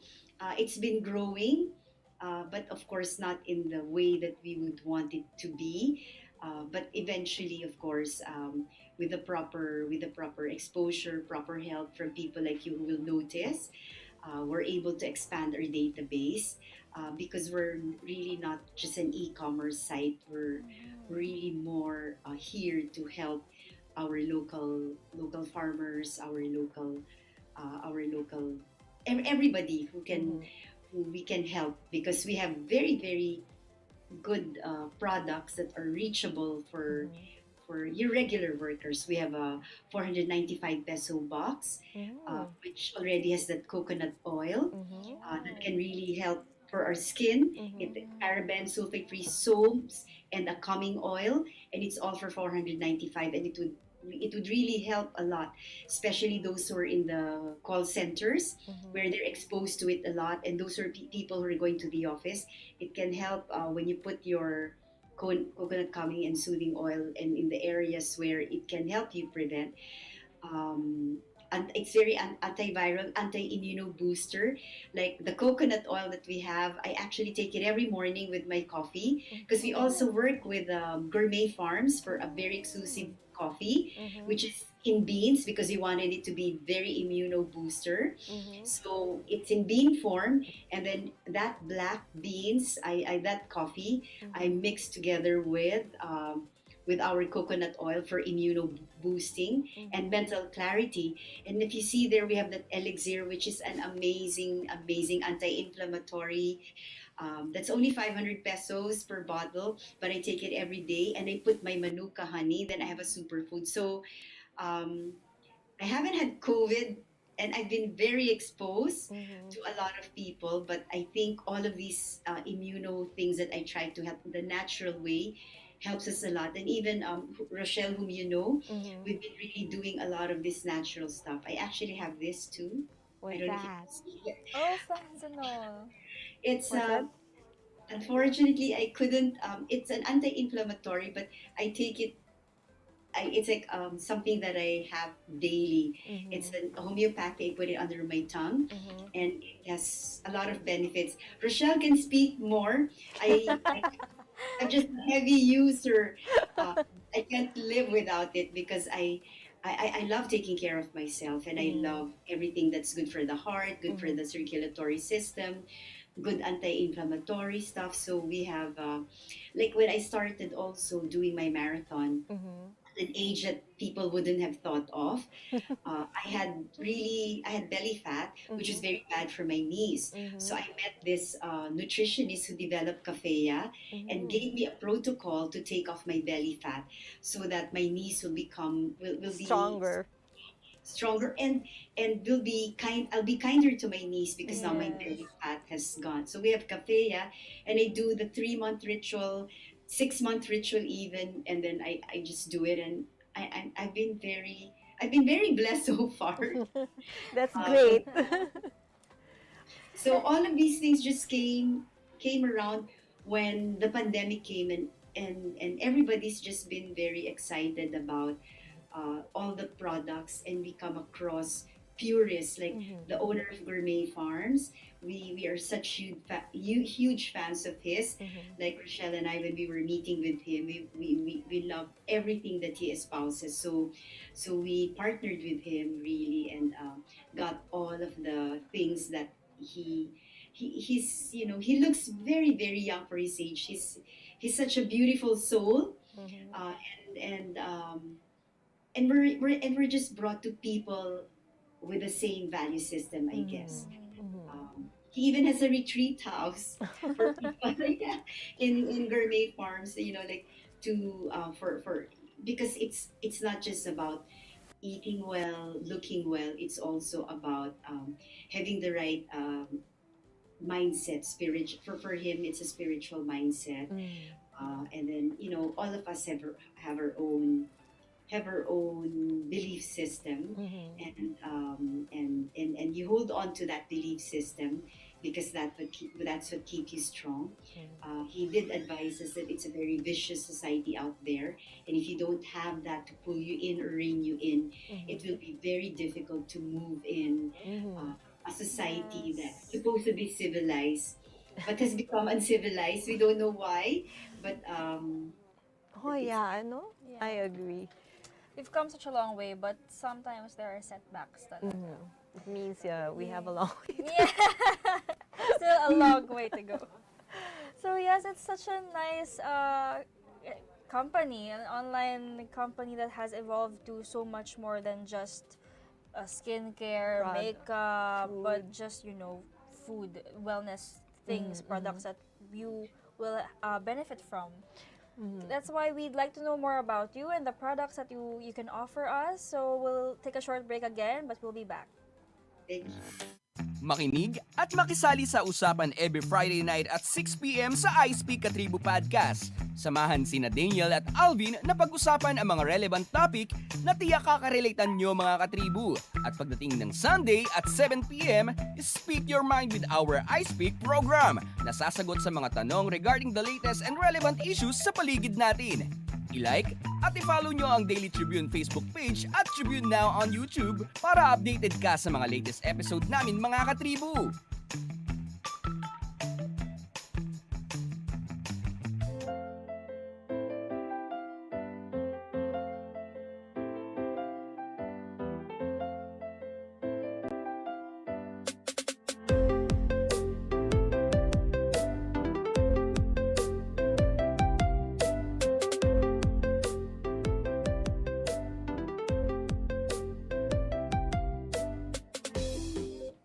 Hi, you're still watching Spotlight. So Miss Rhoda here was telling us about how Beauty Scout has evolved into such like a lifestyle center, I think I would say. So yeah, but now it's summertime. It's beginning to really be hot outside and really sunny. So can you tell us about the beauty trends for this summer and what products can we look forward to during the season? Well, we have a lot of like Vanilla Co, one of our principals also, or one has a lot of summer products that are very good for sunscreen. Will always be very an important part of anyone's life, I guess. So they have one of the best sunscreen products. We have a lot of colors also like those shimmery gold, because you need to show a lot of your skin, so glow is in. So there's a lot of glowing tints. You have serums that will always boost your immune system, and also I mean boost serum that will boost your skincare, so that it's prepared for the harsh sunlight that comes along. But at the same time, your sun products are always important.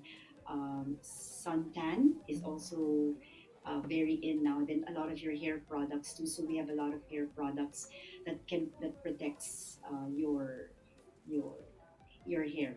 So anything that gets exposure, because sun can be very damaging. So there's a lot of protection products for the hair, for the face, for the body, and of course a lot of beautiful like your moisturizers to prepare your skin and your body for, because there's a lot of skin exposure during the summer. You can't be really, all covered up. So Yes. anything that can, the glow, the shimmers, the gel tints, those are very very light products that can give you that natural glow while you're out there. Okay. Not too heavy products that can cover the skin and highlight.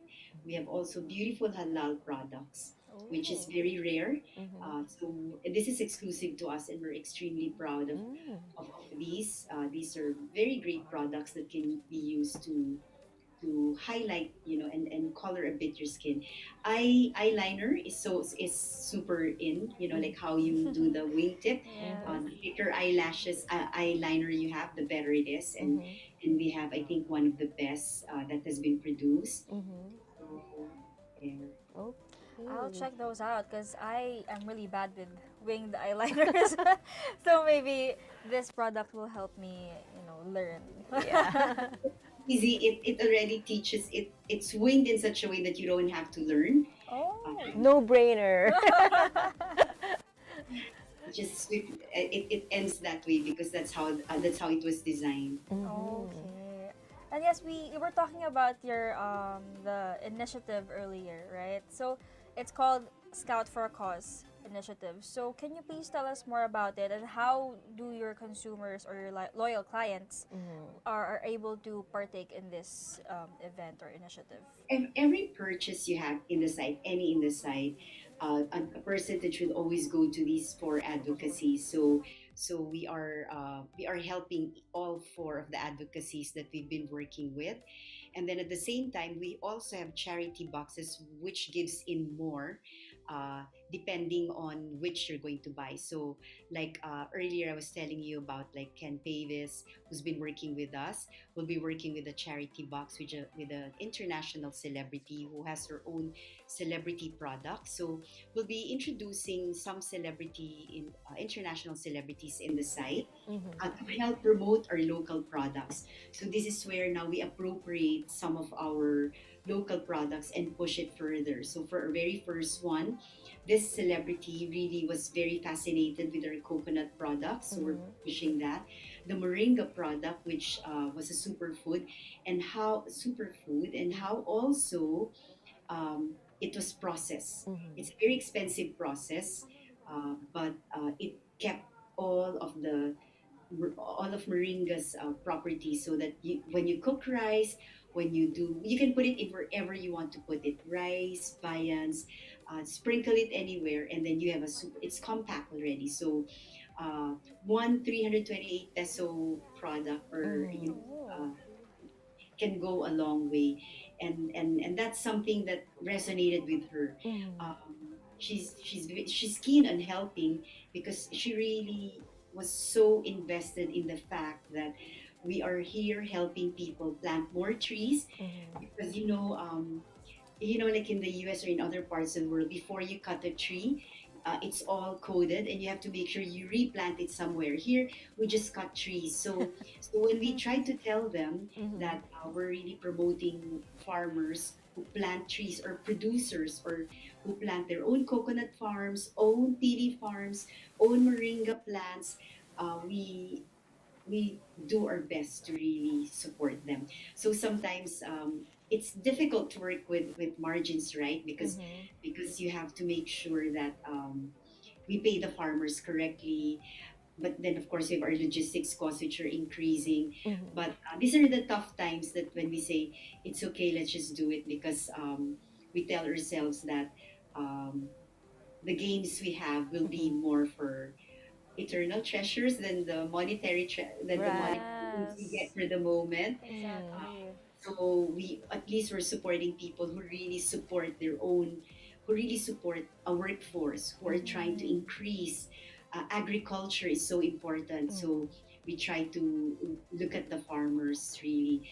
We're trying to work with somebody who loves mangosteen. So we're trying to also work whoever is trying to plant more trees. Okay.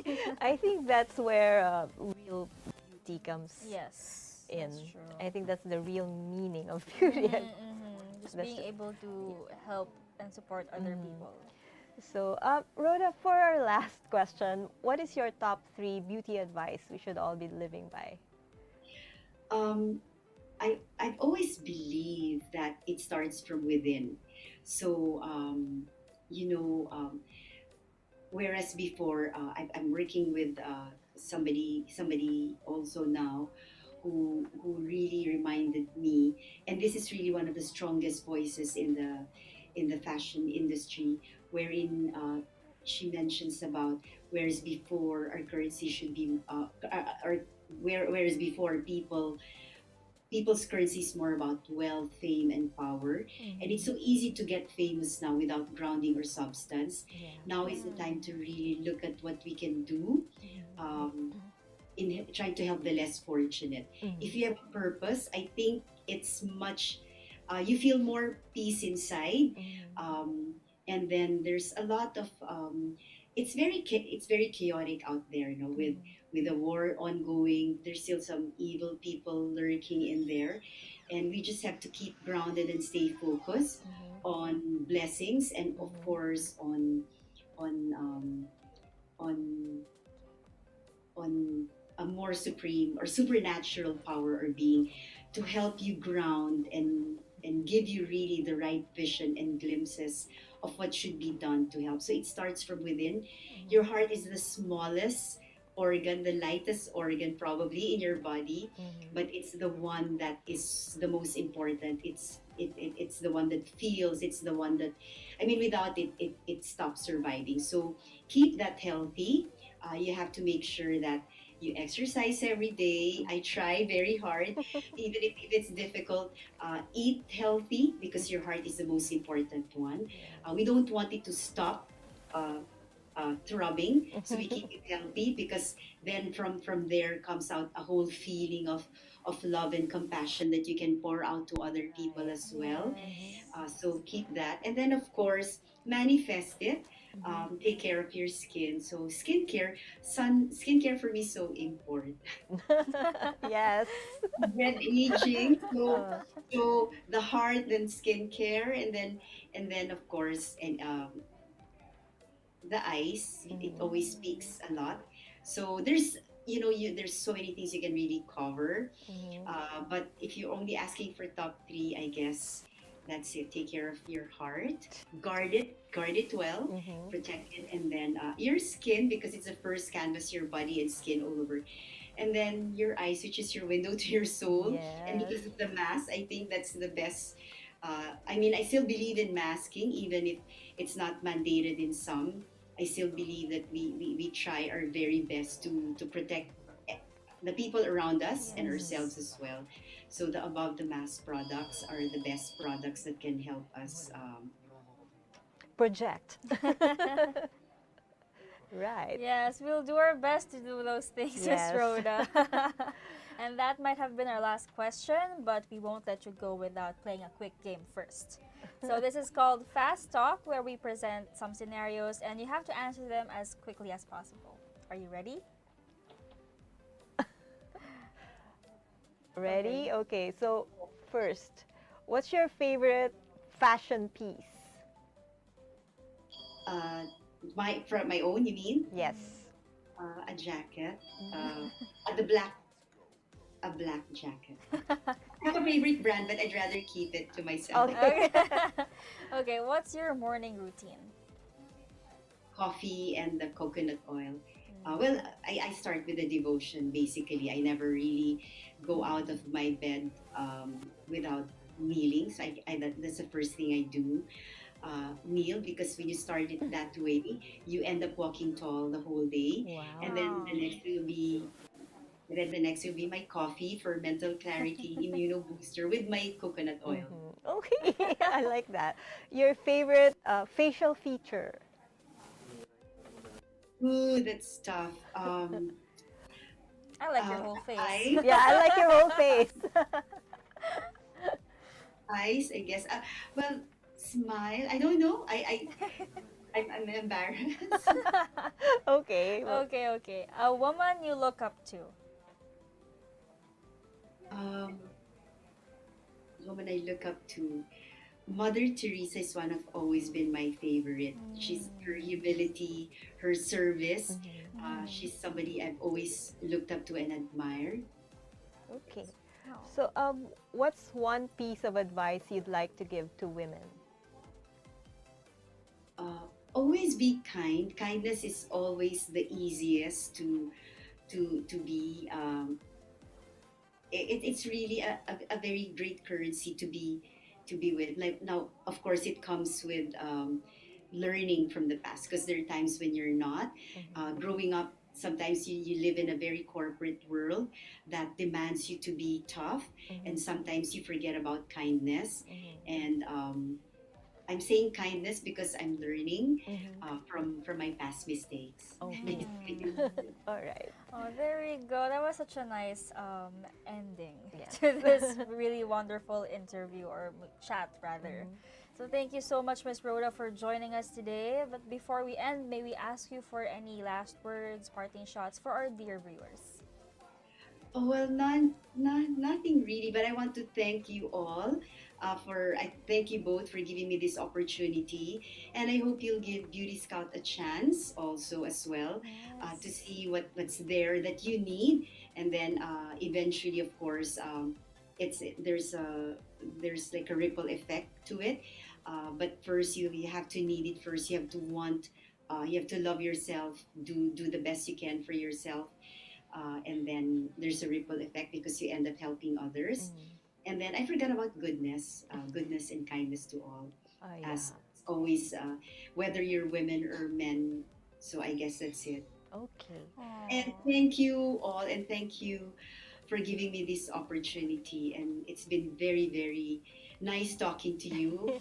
I was daunted in the beginning, like with this. I really, it's very, it's rare, but I want to thank you. I enjoyed talking to you both and giving me this opportunity.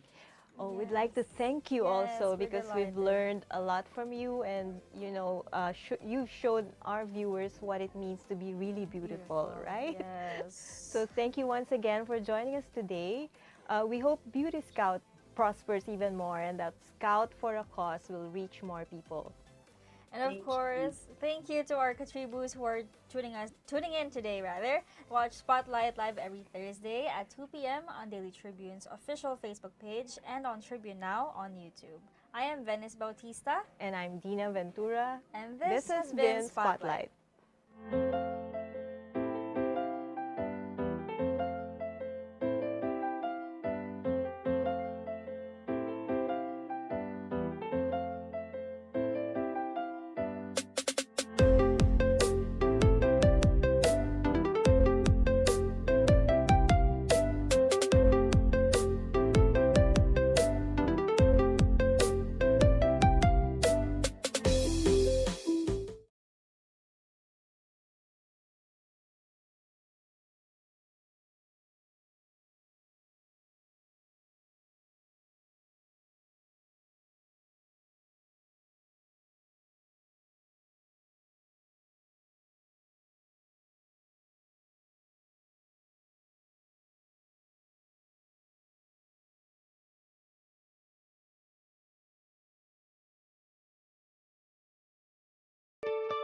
Mga katribu, tara na't makiisa at matuto sa mga public service programs hatid ng Kalingang Katribu.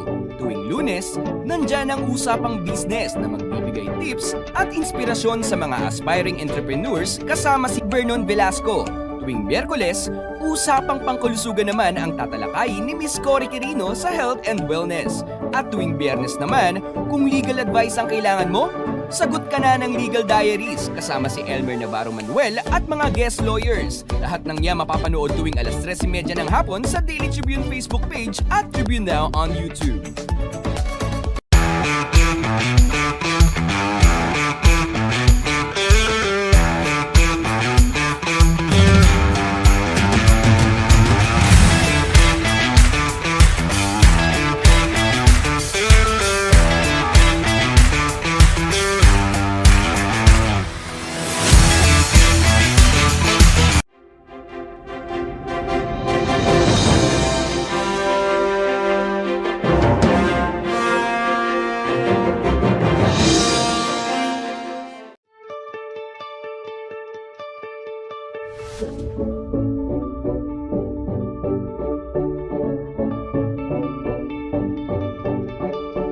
Mga katribu, itong episode po ay tungkol sa stem cells. Alam po nating lahat na ating katawan ay gumagawa ng stem cell. Pero bakit kaya may bagong therapy na siyang makakatulong sa ating kalusugan at kalakasan? At syempre ang ating mata. Okay, let's ask Dr. Mary Edodolion. Doc Med, bakit kailangan magkaroon ng stem cell therapy? At ang stem cell therapy ba ay para sa lahat? Ang stem cell therapy, ito po yung ginagawa natin para sa mga pasyenteng usually nakaroon po ng problema sa degenerative diseases o may mga tinatawag po na mga sa organ system. Stem cell therapy, ibigay po yan cuero, intravenous injection, or pwede po ilagay po na direct injection. Kung sila naroon po. Ang stem cell therapy, ito po yung tinutukoy po natin ng mga nakaraang dekada na therapy of the future. Well, stem cell therapy na andito na po, dumating na po yung ating kinaharap. Our future is today. So we are very lucky to feature and launch it through Kintaro stem cell.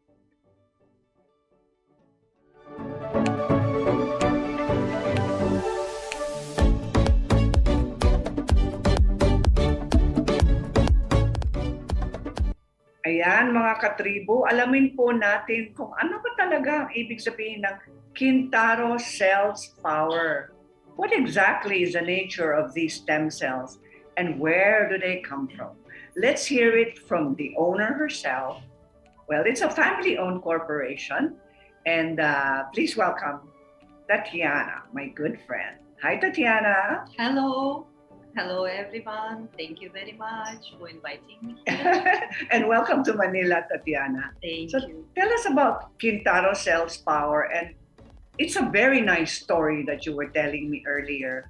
So please share with our televiewers how you came about stem cell therapy from Russia and why you're here in the Philippines today. Always very happy to come to Manila, one of my favorite city. So good welcome always. Thank you very much. The story is quite simple, but it's very life story. So my mother and my father discovered stem cells together. My mother is a doctor, and my father coincidentally find that he has the heart failure and some side of psoriasis. The condition was very bad, and he started to look for the proper treatment for him. So he searched, and he find that its only way to fix his heart failure is the surgery. He was not agree with this.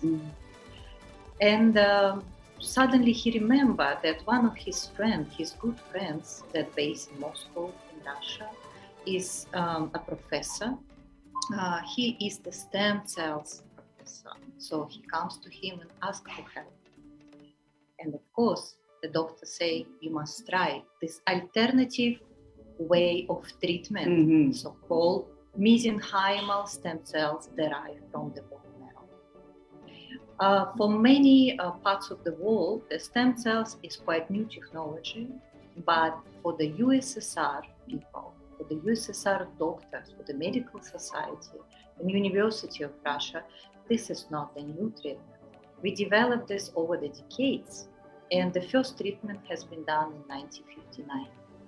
So has a long and proven in the safety and the quality history for the stem cells. And my father said, of course, let's try it.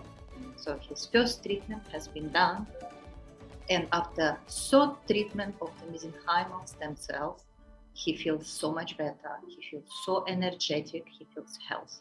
Okay, Tatiana, can I ask you, were the mesenchymal stem cells that your father had, and they came from him? Was it autologous?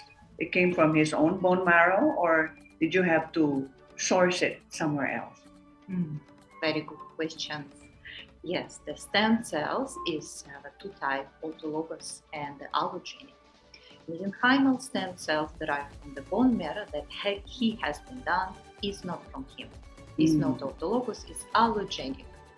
And it's proven that the allogenic bone marrow mesenchymal stem cells work 70% better than your own stem cells. Yes, it's from. Interesting. It's not only from some donors, and this is very important to know that the donors is properly, fully screened before you can be a bone marrow donors, and the donors very young, from 18 to 24 years old. So that is the age range, 18 to 24. Yes. And do you find that you have an unlimited, well, almost unlimited and good source of these stem cells? Is it all from Russia or is this from Japan? Well, Kintaro Cells Power Corporation has been developed around 11 years ago, and the headquarters base in Tokyo, in Japan. And the owner is Mr. Alexei, is my father. So, of course, the source for beginning was only from the Moscow, from Russia. It's so-called a bank. Yes, but if we're talking about nowadays, now, the company is growing and developing, and we have, of course, our bank in Japan. So our patient in Southeast Asia, Philippines, for example, Thailand, Malaysia, Indonesia, can get a proper treatment that has been delivered from Japan. But the stem cells themselves, the actual source, are from Russia. The actual source, we have two sources, one is in Russia and one in Japan. Depends on the logistic, how easy to deliver. It will be delivered, for example, from Japan.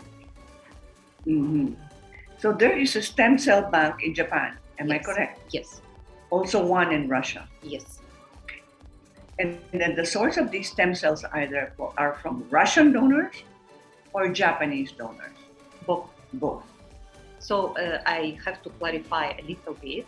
So the source, and in particular mesenchymal stem cells derived from the bone marrow, do not have a matching effect, or you don't have to match a nationality or ethnic of the donors to the patients. It meaning that the procedure can be done, for example, the donors is Japanese, but the patient is in Thailand. Not a problem, because the bone marrow cells, or mesenchyma, it's where the bone marrow cells have been derived, do not have any matching components. You have to match. So I see. You answered my next question already, because I was going to ask you, do you have to match the donor with the recipient? No. So you say that the procedure is so easy to do, and you'd like to introduce this to the Philippines. Yes, we will be happy to introduce this to the Philippines. And then you have an alliance with the HICC. Yes, we have alliance with HICC. We are in partnership and very happy to collaborate with HICC on the regenerative medicine. This is exciting because not everyone wants to go under the knife. When the doctor says to the patient, it's a must, but that stem cell therapy has been proven to be quite effective in helping people regain their health and their vitality. And I'm so happy that Quintaro, I was going to ask you, why Quintaro? Why did you choose that name? Amazing question. Amazing question. Because the Quintaro is a very well-known Japanese folklore creature. It's a Quintaro golden boy. This is my pin in here. Maybe it's a little bit small to see, but this one is a Quintaro boy. It's our a mascot. Yes. Yes. So Quintaro golden boy is in Japanese history already many hundreds years, and the Quintaro golden boy represent health and represent everlasting healthy life. So Quintaro's power, it's actually come from the Quintaro golden boy. Oh, that's so exciting. Oh, I would really like to be supercharged like a Quintaro golden girl. Yes. We have a female stem cells and the male stem cells. So, Tatiana, for patients who would like to avail of this stem cell therapy, wow, Quintaro, all they have to do is just go to HICC. Yes. You have to go to the HICC. It will be a proper doctor screen checkup. So have to do a full blood checkup before we go into the procedure. And after that, we just schedule treatment, and that's it. The treatment is pretty easy. It's about half an hour to 40 minutes. Patient free to go home. Is there a follow-up treatment? Yes, it's a follow-up treatment. So again, if we go back to the history of mesenchymal stem cells, bone marrow stem cells, to recommended dose is 200 million cells first time, and you have to do for good result 3 to 5 times. 3 to 5 times. So when you sign up with HICC, you sign up for the entire package.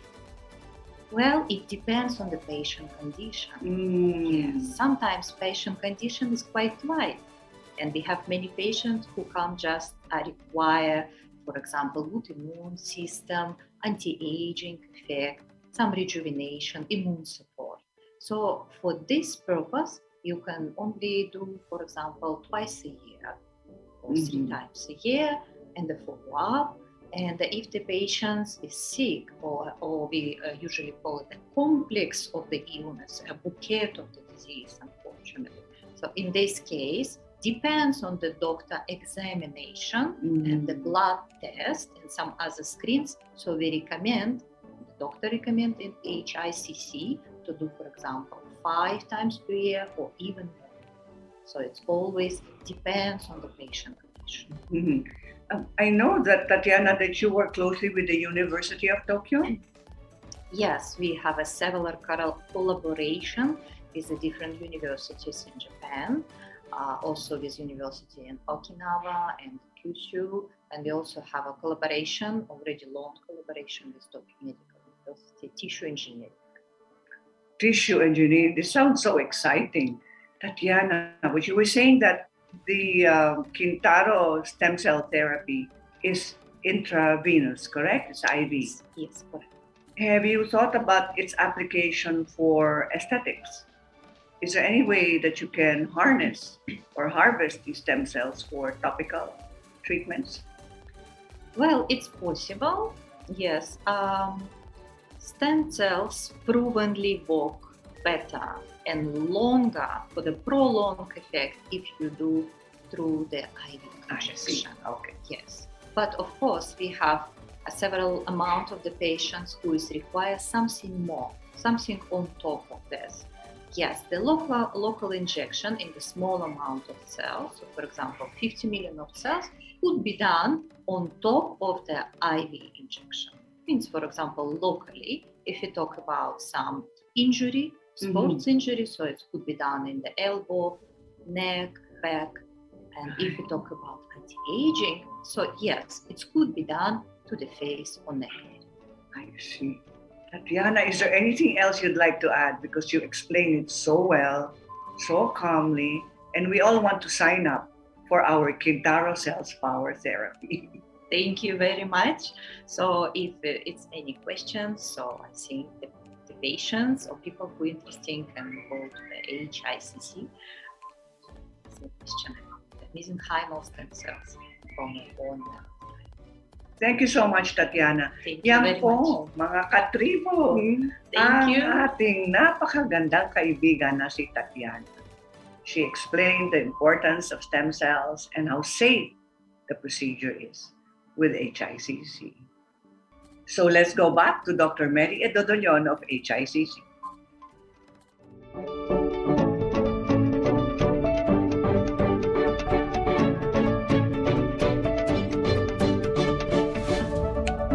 Doc Ben, yung stem cell therapy na galing sa HICC na Kintaro stem cells, do you feel immediate effect right after the Stem cell therapies work over time. So hindi po ito something na after injection and infusion, kakaramdam na po ginagawa. Alalahanin po natin itong stem cells natin is mga baby stem cells na ang functions niya mararanasan lang natin kapag sila o gumawa na sila ng bagong kidney, gagawa na sila ng bagong hearts, tumutulong na sila pabatain ulit yung mga ibang area ng ating pangangatawan. So, yung ating stem cells, saan po tayong tinatawag one session, because most of the time kailangan. So, stem cell therapies, meron po tayong observation. So, chine-check natin, minomonitor natin yung mga patients through 1 to the day of infusion up until sa isang taon po after mag-infuse. Most commonly, through time, nakikita na po natin ebidensya kung saan po effective. Kasi nakikita po natin ito na maganda ng kanila. So, kapag sa pasyente problema. So, pag meron naman po sila mga problema sa buto-buto, nagkakaroon ng pinakamataas na regenerative capacity ng kanilang katawan through stem cell therapy. ang sinasabi ng pasyente nyo pagkatapos ng stem cell therapy? First thing they tell you, Full stem cell therapies. It's really a world-class type of stem cell therapy, and it's one of a kind kasi po, hindi po lahat ng pasyente okay po sila for stem cell therapy. Once na nakita po natin na properly screened na yung patients, kita na natin yung pasyente, there are very things have encountered us to take into care and also to be able to have the therapy kasi it's really world-class, state-of-the-art, and the highest regenerative potentials for the patient. Yan ang gusto natin. Regenerative, yan ang operative word, mga katribo, dahil we want to live longer but with more vital. May nagsabi, Dr. Medi, na pwede po tayong gumawa ng natural stem cells sa healthy lifestyle sa pamamagitan ng isang healthy lifestyle. What's your opinion? Beyond that, because first, the body, they increase or they can actually be activated. One, by healthy diet, by great exercise, whenever we move our body, mas tumataas. And when we do some supplementations, tumataas yung ating status sa pangangatawan. When we take care of our body, mas lumalabas nating kabataan ng youth. Mas bumabata tayo because our step. It show in your aura, gaganda ba din ang difficulties? Ay, okay. Stem cell therapy. Sa side effect of stem cell therapy is yung healthy glowing. Side effect na lang po yun, hindi na nga yan yung primary effect ng stem cell therapy. Yung mga wrinkles, Dr. Amel. Ay, yes. Po yung ating balat, nagkakaroon ng rejuvenation at nawawala po yung mga wrinkles ng ating. Would you like to invite everyone sa HICC consultation tungkol sa Kintaro stem cell therapy? Nanood ng ating mga tribu, pwede care para po mga katanungan and if you'd like to comprehensive consultations and if you're interested for Kintaro stem cells, if you're interested for Kintaro stem cell therapy, tara po, usap po tayo. Magagawa po tayo ng magandang plano, i-check po natin if you're great candidates for Kintaro stem cell therapy. Yung initial consultation, libre po yun? Po, ilibre po natin sa lahat ng ating mga katribo. Ilibre po natin ang initial consultations natin sa mga tagapanood po natin. Banggitin niyo lang po ang pangalan ni Miss Corinne. Ako, napakalakas. Yes po, opo. Magandang umaga po sa ating lahat. Miss Cory, lahat po ng ating mga patients nakapag-po itong ating daily feature. Banggitin niyo lang po ang pangalan ni Miss Cory. Nako, libre na po kayo for consultation. Marami pong salamat, Doc Medi Edadorion ng HI.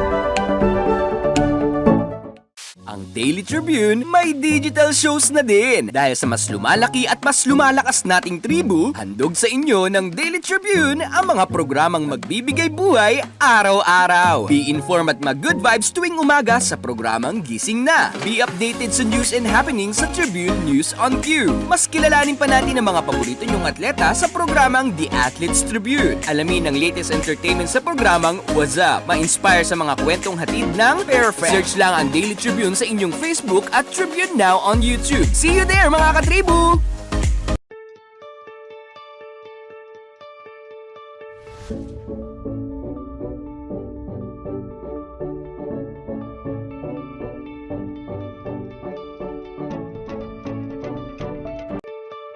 Mga katribu, tara na't makiisa at matuto sa mga public service programs hatid ng Kalingang Katribu.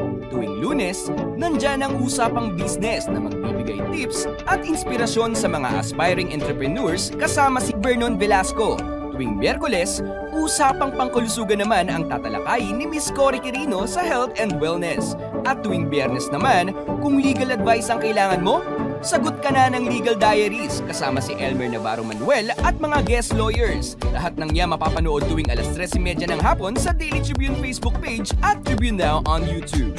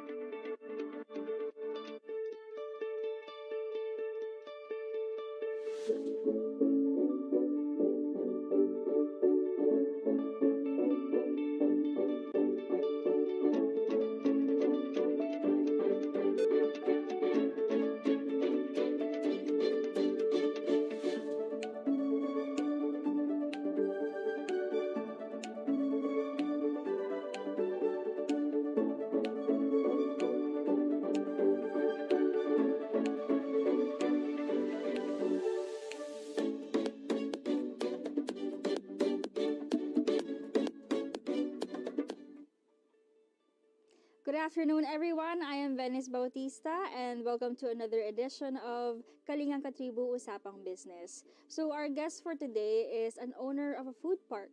And I love food parks. It's always such a nice place to go to. Yung ambience, very enticing. Tapos ang daming pagpipilian na food at drinks. And also, yung open and wide spaces nila is always perfect for bonding with your family and friends. So I'm very excited to food parks. Ang daming sumupot actually like a few years back, and it has been continuing to spurt in every location possible in the metro. And nakakatuwa lang talaga every time I go there, masaya lahat ng tao, nagkakasiyahan. And then when you see like all ages talaga from bata, from matanda, everybody is welcome sa mga food parks. So nakakatuwa na parang makakapanayam natin si Sir Leo nga, na owner ng isang food park, kasi I've always been curious about how you manage these food haven na talagang, 'di ba? Iisipin mo ang daming partnerships, ang daming mga kailangan asikasuhin, 'di ba? Everybody parang ang daming partners, ang daming mong parang tambal sa pagpapalago ng pinaka food park niya. So, are we having Sir Leo back? Sir Leo. So, there. While we establish our connection with Sir Leo, we'll just take a short break. Magbabalik ang Usapang Business.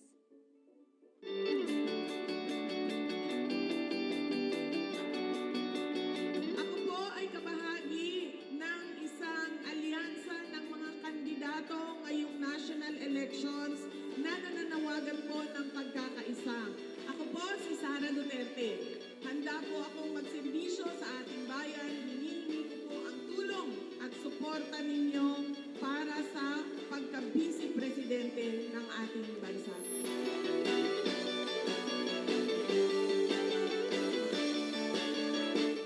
Be updated sa news and happenings katribu. Hatid ng Daily Tribune sa inyo ang mga balitang napapanahon sa loob at labas ng bansa. Kami na ang bahala sa paghahatid sa inyo ng mga latest and reliable news. We got you covered sa programang Tribune News on Q. Mapapanood mula umaga hanggang gabi, Lunes hanggang Biyernes sa Daily Tribune Facebook page at Tribune Now on YouTube.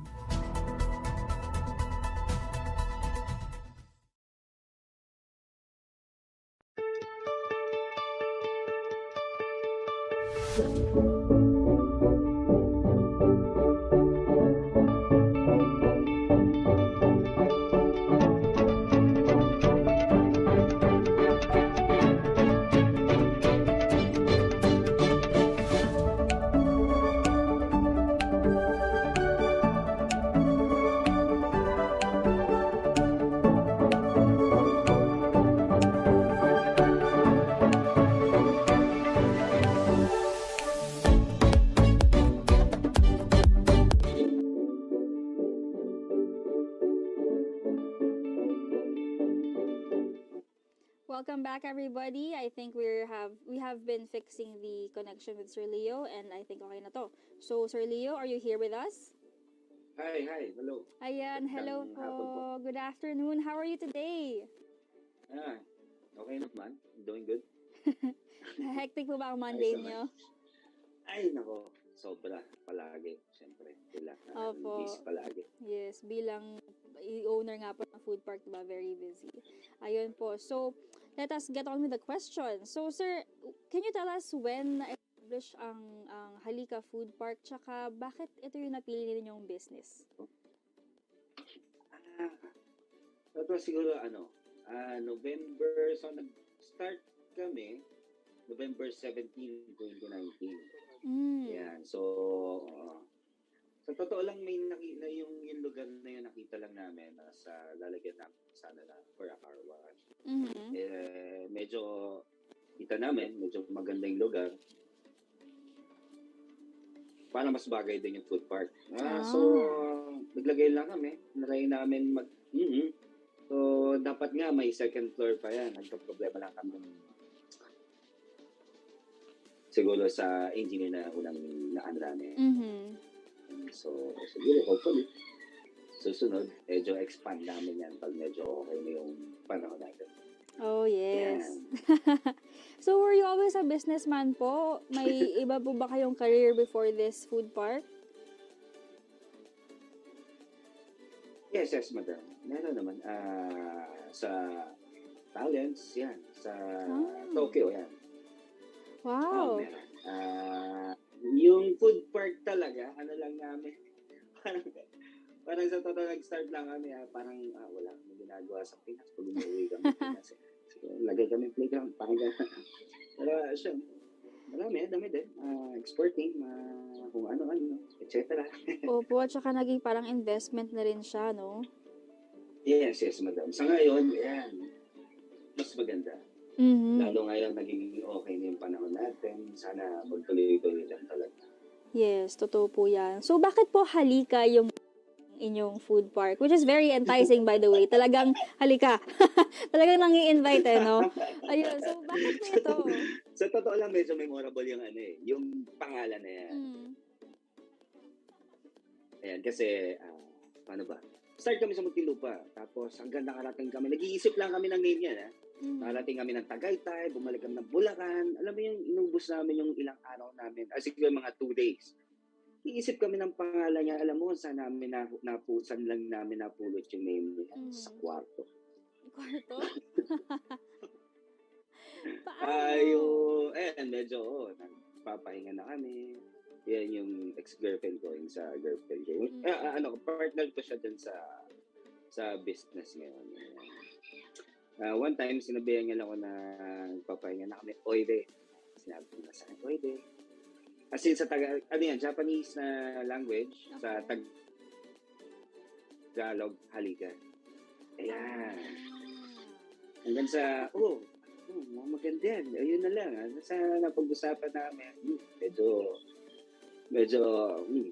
ayos yung dating. So, sa kwarto lang pala namin nalaman yung pangalan niya. Hindi mo ang haba, siguro.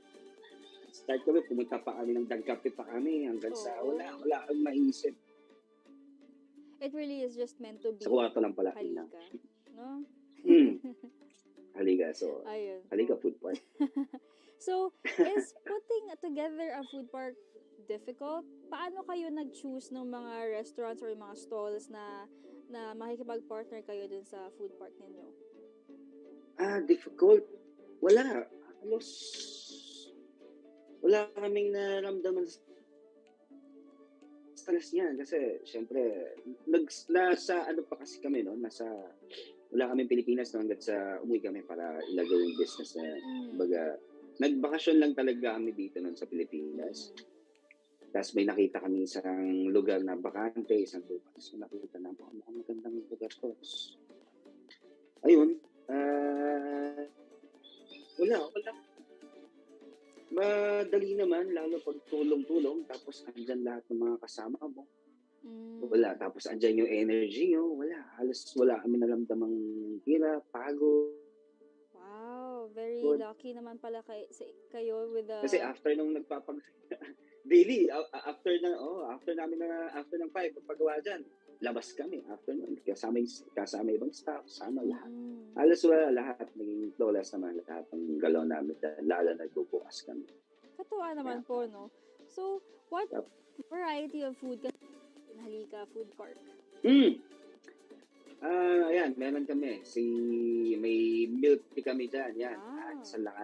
Kompleto sila dyan. Mga full coffee, milk tea, pastries, si tea captain yan. Tea captain, nasa kanila lahat ng drinks, milk teas, lahat. Hachiko, yan, mga silog meals, then Hong Kong fried noodles. Yan. Wow, sarap. Hong Kong fried noodles. Masarap talaga yan. Ayan, nandyan lang sa lahat ng dimsum. Tapos si Grazzi, yan. Italian, yan. Italian, pizza. Sa kanila, basta Italian. Suabe. Tapos, ano pa ba? Amilo Burger. Yan. Lahat ng, tapos yung burger nila, madam, ginagawa talaga na pure beef yung patty nila. Wow. Tapos, wow talaga yan, madam. Sana minsan madalay ko kayo, try natin. Sige po, sir. Tapos ano pa ba? Syempre, meron kami yan. Sky's Unlimited Chicken. Unlimited chicken for 199 lang. 199 lang. Kasama na. Yes. Lahat. Pati mga side dishes, kompleto. Tapos meron kami forever. Dapat lang, madam.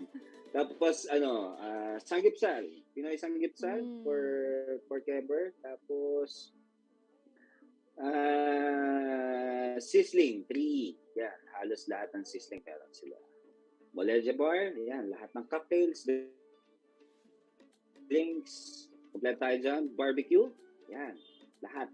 Pinoy style, barbecue, meron po tayo dyan. Siyempre, mag-open na si Japanese. Tapos si Grill and Fry, yan, open na. Hopefully by this month, yan, magdadagdagan na po tayo. Kaya marami na kami masaserve sa inyo. Grabe, hindi lang yun. Ang dami. Tapos, yung mga food selection pa from iba't ibang parts pa ng mundo, no? Yes, madam. Ang ginagawa talaga namin as per concept talaga. Ayaw namin nung halo-halo para if ever may pumasok man lang sa amin, maraming pagpipilian si Bossing.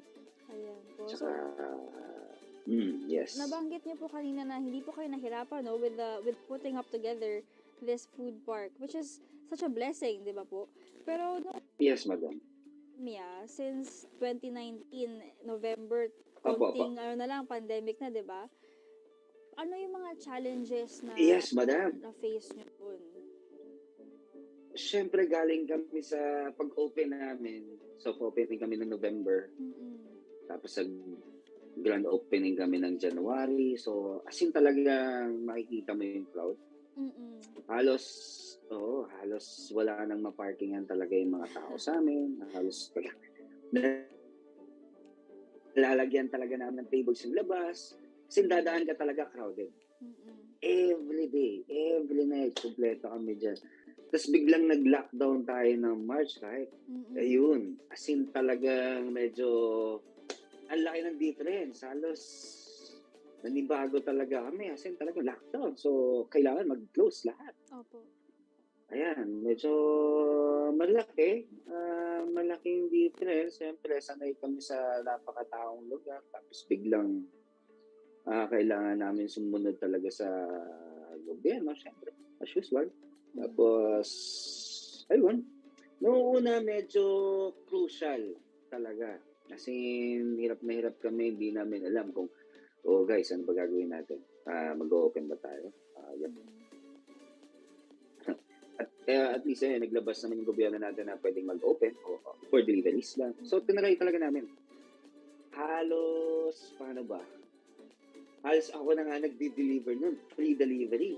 Tingnan mo. Oo, maano lang talaga namin. Alam mo, magtuloy-tuloy lang talaga. As in talaga. Close pa, naalala ko na close si McDonald's, si Jollibee.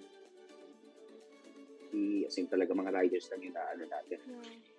Yung mga ano naman, syempre, sa lessor, medyo nawala talaga yung mga tenants namin. As in talaga. Pero yung mga nauna, nung close yung ibang malalaking stores na syempre, mas malaki yung kita sa kanila kasi wala talaga na-orderan sa kanila. Yun lang sa amin talaga. So, yun. So, kumikita sila na asing talagang yung kinikita nila for a week, nakikita nila for Nakakatawa naman isang po na araw lang. So, tuloy-tuloy medyo pa rin maganda kayo. naman. Yes, madam, kailangan. Pero, Opo. ayun lang. Pero pag sinabi talagang sarado, sarado talaga. Opo, totoo naman. We need to follow the government, di ba? Pero, as much as possible, kapag nag-i-ease yung restriction. Sir. Yes, madam. Ayun po. Hello. So thank you so much for sharing yung sensitive part ng pagbe-business, no? Especially with the pandemic. And matututunan pa po natin kay Sir Leo yung mga kung paano sila paano sila nag-adapt when the restrictions were eased in our metro. So magbabalik ang Usapang Business. We'll be back.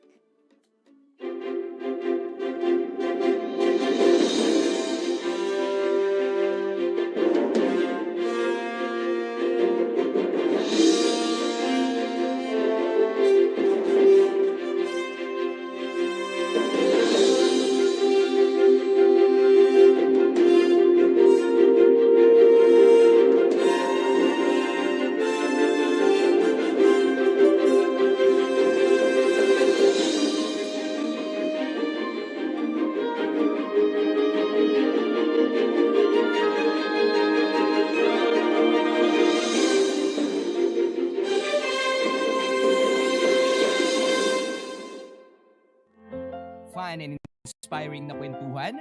Sagot na yan ang programang Spotlight ng Daily Tribune. Makipagkwentuhan at kilalanin ng iba't ibang personalidad na kilala sa kani-kanilang larangan. Manood at makinig sa mga inspiring stories na kanilang ibabahagi kasama si Nina Ventura at Jojo Silvestre.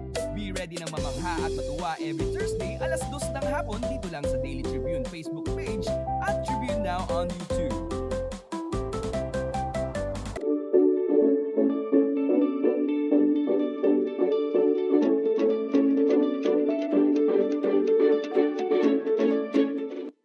Welcome back to Usapang Business. We are still with the owner of Halika Food Park, Sir Leo Santos. So we were talking about, before the break, we were talking about yung beginnings nila and yung mga challenges that they faced during the pandemic. So now naman, we want to know, so during the last months of 2021, di ba nag-i-ease na po yung mga restrictions natin, and then hanggang ngayon, alert level 1 na po tayo. So how did you slowly adapt to the changes na parang, syempre, kailangan pa rin mag-follow sa mga protocols, pero at the same time, we need to keep the business going. Yun po. Sir? Yun. So, ayun. Hello? Ayan po. Ayun. Syempre, nung mga pandemic yan, medyo napakahirap talaga halos lahat ng ginawa namin, halos lahat ng kailangan, paano ba? Halos lahat ng diskarte talaga at pagkaitaan, kumita lang talaga. Naranasan ko pa noon, halos, ako yung namamalengke. As in talagang, syempre, wala yung mga stall owners ko. Halos talagang, ghost town talaga. As in talaga, wala kang makikitang tao sa labas. So, wala kaming tenant, wala kaming so, alam mo, ginawa namin talaga, as in talaga naglagay kami siguro limang stalls. Kami yung gumawa nun, tapos ang nagmamanage, dalawa lang kami ng ex-girlfriend ko. Sa lang, 3 tayo talaga kami may-ari niya, yung ex-girlfriend ko, tapos yung kapatid ko. Kasi yun, tinry namin na halos kami magbukas ng 5 stall. Tapos, ayun, siyempre, ako lang kasi yung nandito, ex-girlfriend ka, nandun kasi sa Tokyo. So, halos, ako yung namamalengke sa madaling araw. Halos ako na yung driver, mamimili kami ng baka sa Tagaytay. Tapos, after nun, lulutuin mo pa hanggang sa mabenta mo. Halos, hindi ka makakatulog talaga. Kasi talagang ang hirap. Tapos, ginawa namin lahat ng diskarte. As in, talaga, halos, syempre, kailangan paglilinis ang toilet. Maayos, Opo, lahat talaga. chichikin mo, halos lahat, halos lahat, hands-on kami. Siyempre, kailangan babantayan mo lahat ng mga kasama mo, mga nagluluto. Yan. So, doon talaga namin naranasan yung totoong negosyo. Yan. Halos, diba? Pero na-enjoy namin yan. As in talaga, ang laki na natutunan namin dyan sa pandemic. Ayan, maganda yung sa amin kasi talagang halos parang, alam mo yung parang sinipa, gumulong ka ng gumulong hanggang sa nakabangon ka po unti-unti. So ngayon, ayan, medyo maganda na, medyo bumabalik na ulit yung tulad dati since open kami, pero syempre, paunti-unti pa rin, dapat ibabalik mo pa rin yung quality ng food ng mga kasamahan mo, bawat restaurant, bawat Ayan, so kailangan check mo pa rin syempre, yun din, yung mga lahat ng staff mo, kailangan, halos ngayon, kailangan vaccinated. Talagang may pita ko dyan, talagang isa-isa sila, pina-vaccine. Tapos, talagang yung ibang na kasama namin na ayaw magpa-vaccine, talaga hindi ko muna pinapasok. Siyempre, daily check. Check mo yung mga face mask, yung mga halos lahat. Mask, gloves, siyempre kailangan malinis lahat. Tapos yung mga staff ng mga ibang tenants, kailangan check mo rin. Yung after operations, kailangan check mo yung floor ng loob nila. Ayan, syempre sa amin din, kailangan malinis. Ayun. Kaya medyo, ayan, kahit pa paano, bumabalik yung mga customers namin na nawala sa amin noong 2019. Alam, nakakatuwa lang kasi ngayon, yung mga hirap na dinanas namin nung nag-pandemic, nakikita namin yung mga talagang customers namin talagang, alam mo, hindi kami iniwanan. Kasi siguro, dahil magandang service din namin kahit pa paano. Talagang nag-bear ng fruit yung labor ninyo, sir. Yes, madam. Oo. Tsaka yung hindi nyo pagbibitaw doon nga sa mga kahit na staff. Yes po. Ayan, syempre, hindi naman kami pwedeng magano pa. Siyempre, kailangan mahaba yung PC mo sa mga ganyan. Kanyang problema, hindi ka pwedeng bumitaw kasi nag-start kami. Andiyan ka na. Kaya kailangan tuloy-tuloy na lang din. Ayan, medyo tulad yan, maganda na. Ayan. So ngayon po, dumadami na ulit yung tao sa loob po ng mismong food park ninyo? Yes, madam. Hopefully, pero syempre, kailangan inaayos pa din po namin yung tables. Kailangan magkakalayo pa rin.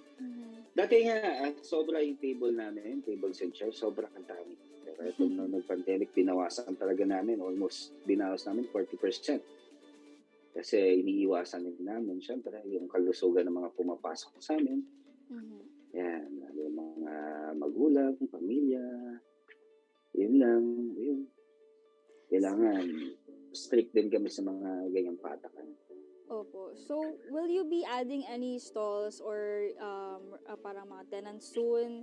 Kasi ngayon po talagang inaay na mag-alert level 1 yung parang the rest of the Philippines, and also new normal na talaga eh. Doon na talaga patungo tayo dyan eh. So, do we expect any time soon na mag-expand kayo? Expand?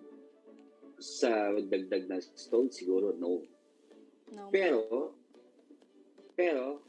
ang balak namin, magdadagdag kami ng Halika. Halika Food Park sa Bulacan. Yan. Siguro, ayan. Diyan na kami. Siguro, magtatayo kami ng bago pa sa stalls. Okay na kami doon. Masaya na kami kung ano meron doon. Okay. Dadagdag lang kami panibago. For sure yan. For sure sa Bulacan. Hopefully by end of this year. Sana. Pag medyo naging maganda yung takbo ng negosyo na. Yan, nakakatuwa naman. Talagang, nag-prosper talaga yung business kahit na pinagdaanan na setbacks. Grabe, as in talaga lahat. Halos naging janitor ako dyan. Janitor. Lahat na roles. Oh, my. Naging cook din ako na. Lahat. As in talaga lahat. Kailangan matutunan mo rin yan lalo pag nag-negosyo. Hindi ka pwedeng umasa lang sa tao. Ayan, halos lahat.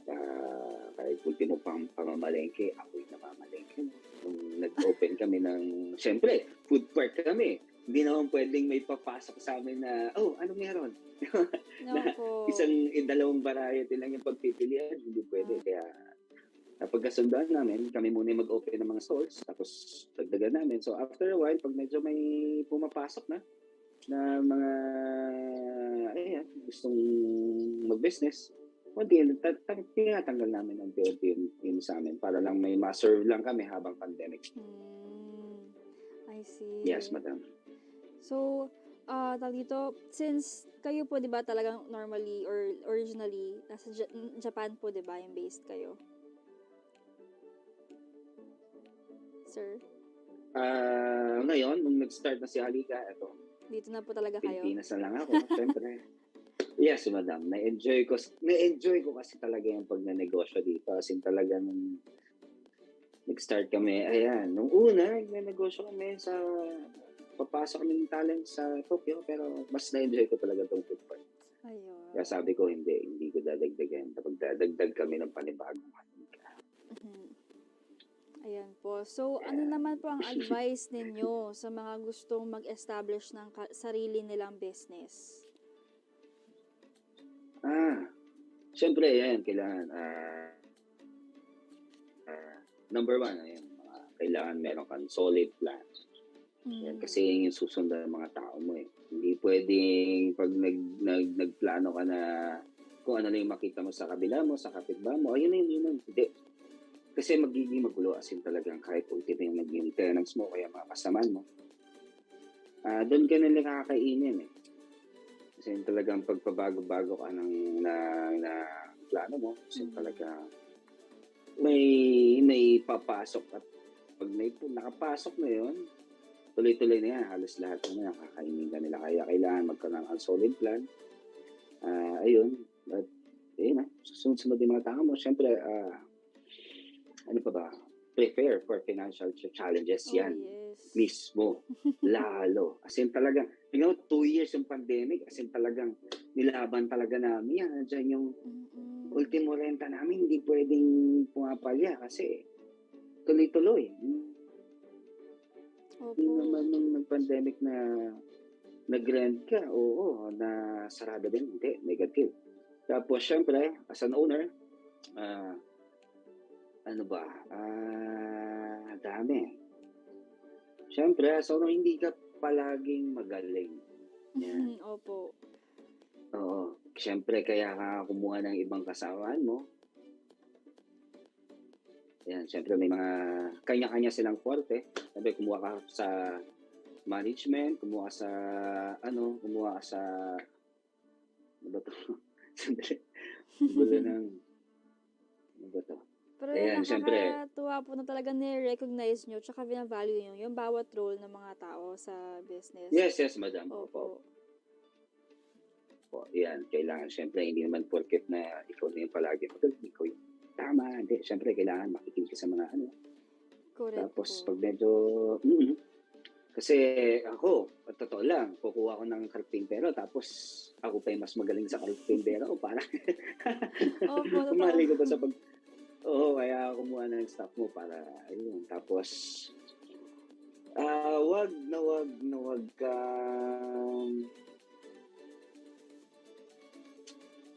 matakot na humingi ng tulong kahit yun. Yan, lalo sa mga kasamaan mo, staff. Bale, it's not a weakness. Kasi hindi mo kakayanin mag-isiyan talaga, pero oo. Tapos, take the risk. Yan. Kasi hindi natin alam yung outcome natin sa bawat galaw natin, sa bawat effort natin, hanggat di mo yan nasusubukan. Kasi talagang, yan, take the risk. Ayan. Ano po ba? Hello? Sir, yes. Medyo nawawala. Sir, can you hear me po? Tapos, manage time. Hello? Of course, managing time, of course. Oo, hello? Yes, sir, we hear you po. Ayan. Manage your energy, not time. Kasi sa syempre, bagay. hello? Yes, sir. Narinig ka po namin. Ayan. Tapos syempre, pag kumita ka, spend wisely. Unahin mo talaga yung mga importanteng bagay. Yan, tulad na, lalo yung bills. Yan, bills. Marami ko, tubig, unahin mo muna yan. Yung mga talagang necessity. Unahin mo yung mga pagpapaganda. Yan. Kailangan mo. Yan, after na siguro, pag medyo, yan, kayo mga ultimate tissue, yan, kayo mga stationery, resibo, yan, kailangan talaga maayos lahat. Hindi pwedeng kung ano lang yung meron, makita mong maganda si ganito, maganda yung ganito, maganda yung ganito. Hindi, kailangan unahin mo yung importanteng bagay. Kasi kung hindi, ikaw rin yung magiging kawawa, talagang mag-aabono ka ng mag-aabono. Opo. Ayun, yan lang siguro, madam. Yan, thank you so much po sa informative chat natin. Talagang dami naman natutunan pagdating sa operations. Tsaka talagang highlight natin is yung perseverance talaga sa trabaho. Na kahit anong pagsubok yan, basta try lang ng try, kahit anong diskarte yan, di ba? Yes, madam. Bawal sumuko. Yan, Yeah. lalo nandiyan ka na, umpisa mo na, Opo. tuloy mo na yan. Hindi pwede sumuko dahil Opo. Ayan, Ayan. hello. So, we're sad to see Yan. that it's ending ng episode na ito. But before we let you go, we'll play a quick game para lang mag-get to know naman namin ikaw mismo. Okay po, are you ready? It's called Would You Rather. So, bibigyan lang po namin kayo ng two Sige, scenarios. madam. Ano ba yan? Tapos, pipili lang kayo ng isa. Okay po. Hello? Are you ready, sir? Ano po? Would you rather po yung game natin. So, bibigyan po namin kayo ng dalawang scenarios. Tapos, pipili po kayo sa kung ano man yung mas preferred ninyo. Sige, madam. Okay po. First question. Sige Coffee or wine? po. Huwag lang magkaagulo yung signal. Coffee, syempre. Yes. Coffee. Can't start a day without it. Okay po. Next question. Mismo, madam. Ay, nako. Coffee na ako. Mawala na yung wine. Totoo po ako din. Okay, next question. Be a movie star or a famous athlete? A famous athlete. Oh, okay po. Would you Famous rather athlete. have a pause or a rewind button in your life?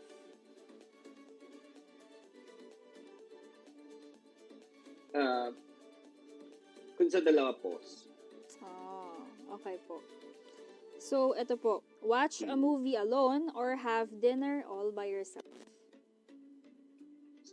Movie. As in talaga movie. Ako rin po, sir. Oo, May certain peace na nakukuha kapag nanonood ka in a theater alone.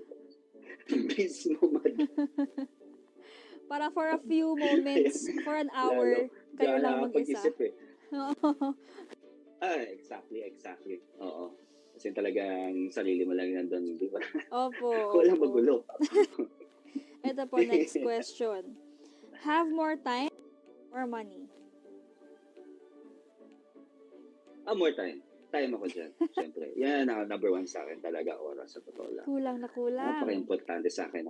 Ay, naku, kulang talaga oras ko sa loob na isang araw. Opo. Kaya sa akin, time, ultimo 10 minutes, yan. Tulog, halos. Bihira na yung tulog ko, syempre, siguro sa edad. Opo. Ayan, okay. Last question, sir. Time ako dyan, time. Have a lifetime supply of gas or groceries? Hello? Sir? Sorry. Pwedeng pakiulit? Ayan, sige po. Ang ating last question ay, have a lifetime supply of gas or groceries? Sige na nga, grocery na lang. Sige na nga, grocery Sa na lang. bagay, food park po kayo, di ba? Nakakatulong talaga yung lifetime supply ng groceries. Sir? Hello, sir? Ay, sige po, mukhang na wala naman po ang connection ni Sir Leo. But, sir, if you're still watching this or if we continue, no, thank you for joining us today. We enjoyed so much. Talagang nakakatuwa marinig. Ako makarinig ng perspective of a food park owner. And nakakatuwa lang na talagang he persevered so much along with his team. Talagang he never gave up. Not just because andun na yung business, but because he was really enjoying it. Na kahit na hirap na siya, wala siyang tulog, siya gumagawa na lahat, he was still enjoying it at the end of the day. And that's and inspiring. All could learn from him. So, Sir Leo, for sharing your journey with us, your experiences, and your expertise with us. And of course, thank you also to our Katribus who are watching today. Always tune in sa amin. And you can always watch Katribu, Usapang Business, live every Mondays at 3:30 p.m. on Daily Tribune's official Facebook page and also on Tribune Now on YouTube. I am Venice Bautista, and this has been Usapang Business. Thank you for watching. Stay safe.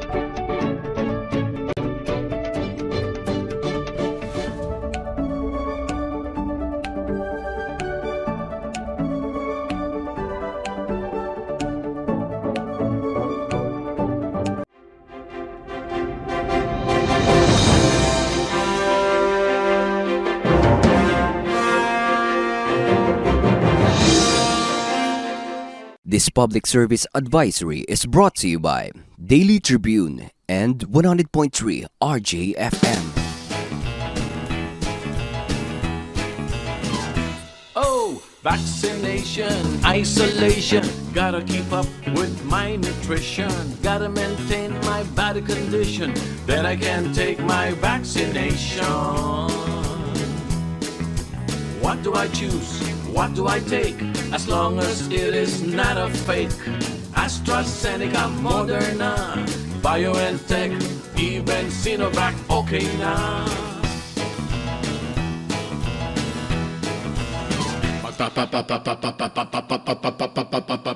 Babakuna ka ba? Babakuna ka ba? Babakuna ka ba? Babakuna ka ba? Babakuna ka ba? Babakuna ka ba?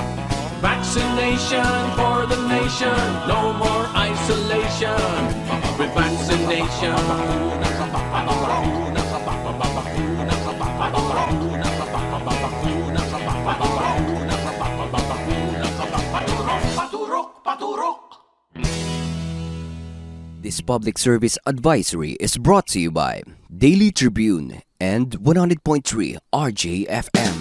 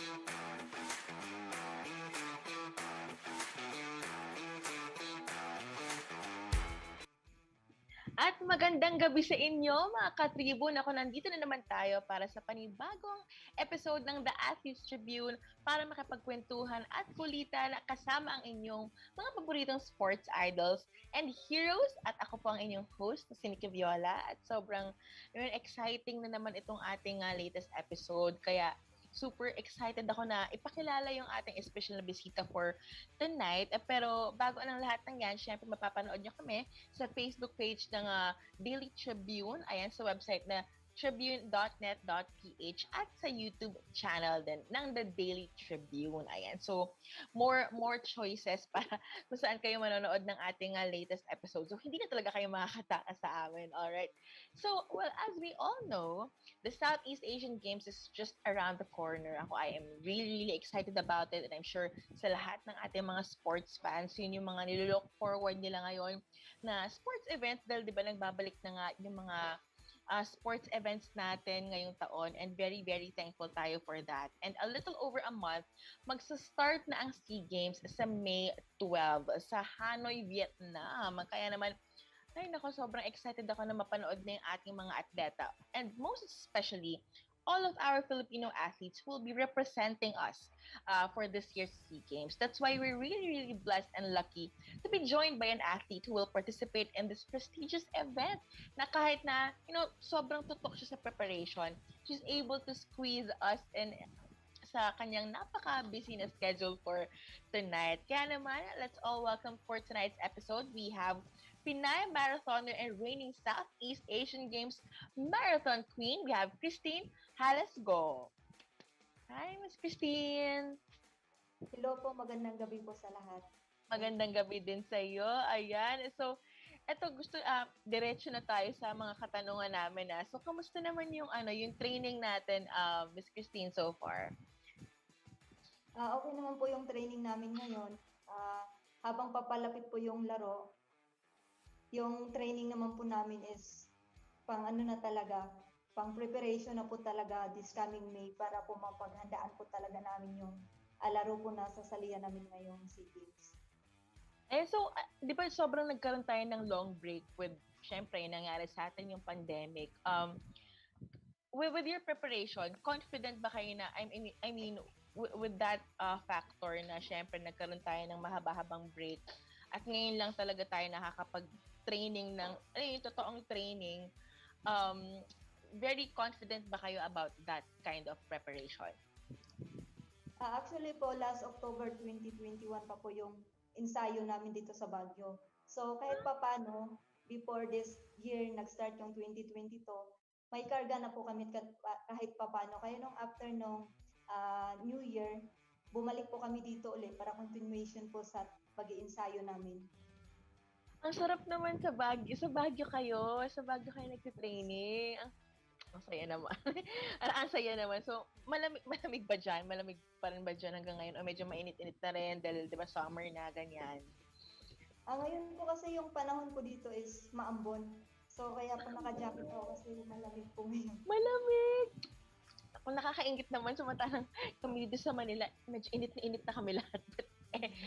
Anyway, ito naman. So, we heard that Mary Joy Tabal, yung gold medalist last 2017 SEA Games and silver medalist noong 2019, will skip SEA Games this year. So, may pressure ba on your part to perform well dahil nga hindi makakasama si Mary Joy this year? Sa akin naman po is focus lang po talaga ako sa pag-iensayo para po kahit pa paano is makuha ko pa rin yung goal ko this coming SEA Games. Yun Ayan, yung so, pinag-aaral namin ni Coach. Excited ka na ba na parang after 2 years, no? 2 years halos wala tayong ganitong klaseng mga sports events. Mas nangunguna ba yung excitement kaysa sa kaba para sa'yo? Mayroon pong excitement na medyo halong kaba kasi syempre parang naninibago sa mga competition kasi nga nung nakaraang taon wala po talagang mga competitions na kahit local kasi nga po sa pandemic. Siguro naman ngayon dama ko yung excitement tapos syempre hindi rin mawawala yung kaba. Naman. Sabi nga nila okay yan na nakakaramdam ka pa rin talaga ng kaba. 'Di ba pag may haharapin ka na like ganito, syempre with you representing the Philippines, healthy naman daw 'yan kasi alam pag once na nandun na kayo at talagang sasabak na kayo, 'di ba? Talagang mawawala naman din lahat ng 'yan. Ayan. So, ito naman, so we know that Patafa is, going through a lot due to an issue involving sa isang fellow athlete na si EJ Obiena. So, do you think maapektuhan ba nito yung moral ng national team? Sa nangyari po talaga, hindi po namin matatanggi na apektado din po kami mga atleta na under po naman. Kasi kahit po kami, binabas po kami ng ibang mga tao kasi ganito, ganyan. Nakatanggap rin po kami mga negatives. Pero hindi naman po namin iniisip na negatibo yun sa amin. Yung sa amin lang talaga is atleta din kami. Tas ang iniisip namin is yung laro namin na sasalihan is kami sa yun. So, yung isip pa rin namin, think positive pa rin kami at nakapokus kami sa pag-iensayo. Oh, no, it's all about focus, no? Kasi medyo mahirap yan yung parang ang daming, hindi na nga ganun kadali ang mag-ensayo naman talaga, 'di ba? Pero dumadaan pa tayo sa mga ganyan na marami pang, may mga ganyang komento. Pero it's good na, syempre kayo as a team, talagang andyan yung focus ninyo, yung positivity ninyo, para nalalabanan nyo yung mga ganyan. Parang dinidedman nyo na, di ba? Ayan, so, masaya ka ba na tapos na yung issue na to, di ba? Na happy ka na rin ba to move forward and settle your sights? Syempre, on the bigger task at hand, which is defending the SEA Games title.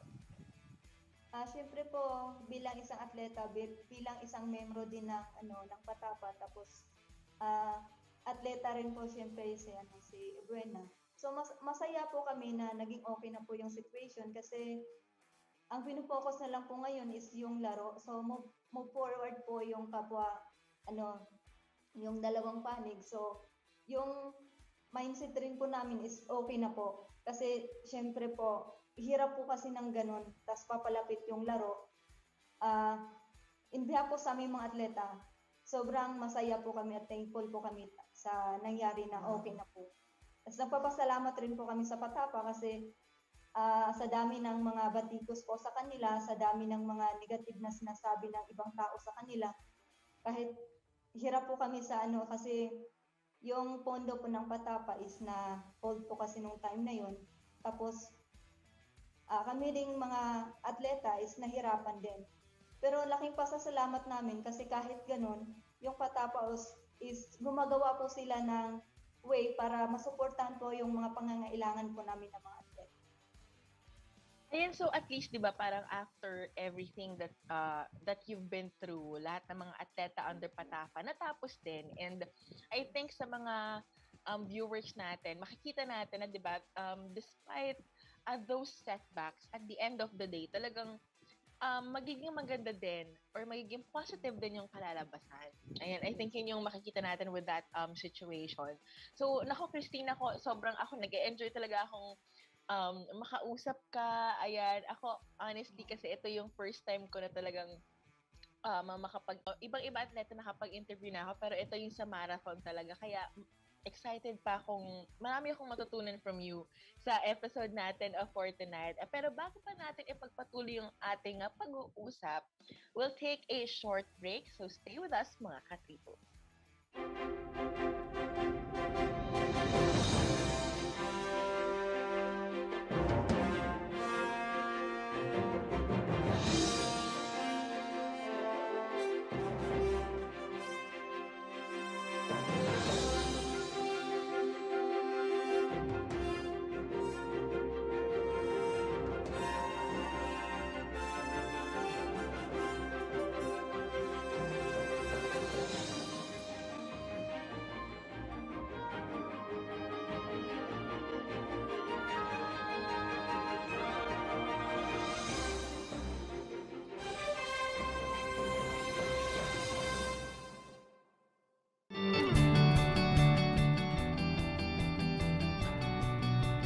Ako po ay kabahagi ng isang alyansa ng mga kandidato ngayong national elections na nananawagan po ng pagkakaisa. Ako po si Sara Duterte.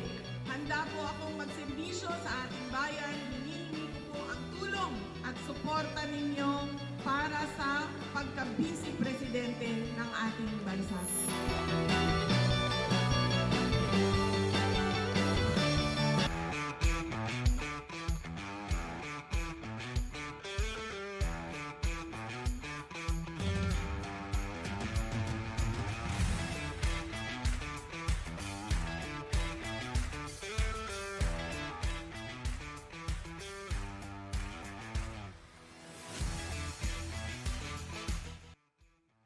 Ngayon, nagbabalik pa rin tayo dito sa The Athletes Tribune with our special guest for tonight. We have Christine Halasgo. Ayan, so Christine, pagpatuloy na natin yung chikahan. Chikahan natin. Ayan, so ito naman, syempre on a, let's say, on a more like, in a way, personal level. Syempre, aside from being an athlete, you're also a mother. Ayan, di ba? At nakaka-relate ako dyan kasi nanay din ako. So, yan, kamusta naman yung motherhood para sa'yo? Mahirap ba yung pag-balance or pag-juggle ng having an athletic career and at the same time motherhood? medyo rin po kasi imbes na nandun ako sa amin, nag-aalaga sa anak ko, pero nandito po ako ngayon nag-iensayo, malayo sa anak ko. Hindi ko siya natuturuan kung ano yung mga leksyon nila sa paaralan kasi ano na siya ngayon, nag-aaral na siya ngayon, preschool na. So, mahirap rin yung ganun na yung dapat ako nagtuturo sa kanya, pero yung yung asawa ko na lang kasi wala ako. Pero hindi naman para sa akin lang itong ginagawa ko, para rin naman sa kanya. So, alam kong maiintindihan rin niya ako balang araw kung bakit wala ako sa tabi niya ngayon. Oo naman, for sure, for sure. Syempre, nagiging, pag ganito, di ba, parang lahat ng gawin natin, yung priority is for them, para sa mga anak talaga natin, di ba? So, kahit na medyo mahirap, ayan, syempre, iintindihan din naman nila yan pag nakita nila na itong sakripisyong ginagawa natin is also for them. Ayan. So, ito naman ngayon, Christine, how do you see yourself in the future? Ayan. So, do you see yourself running until the next editions pa or sa mga susunod pang SEA Games? Ako naman kasi, ito, iba rin kasi yung yung kung isang atleta ka, kung ito yung gusto mong gawin, syempre kung saan ako masaya, yun yung ginagawa ko. So, kung bibigyan naman ako ng pagkakataon ng Panginoon na mag-continue pa talaga sa nakahiligan kong sports, so why not? Bakit hindi? Kung may lakas pa ako, talagang magkukumpit pa ako para sa bansa, para sa pamilya. Ayan. And, syempre, kami din ay nilulook forward namin na makita ka pa rin namin diba, in the future. Excited pa rin kami na makita kang tumakbo para sa country natin, diba? Ayan, so, eto, ano yung, kumbaga, parang timetable or yung oras mo ngayon and ano yung target mo ba? Tingin mo ba nasa right track ka as far as your preparations are concerned? Yeah, so, kamusta ba yung performance mo para sa'yo? Yung performance ko naman, may tiwala naman ako sa ko ngayon, sa ensayo ko. At siyempre rin sa tinuturo ng coach ko para sa improvement ko.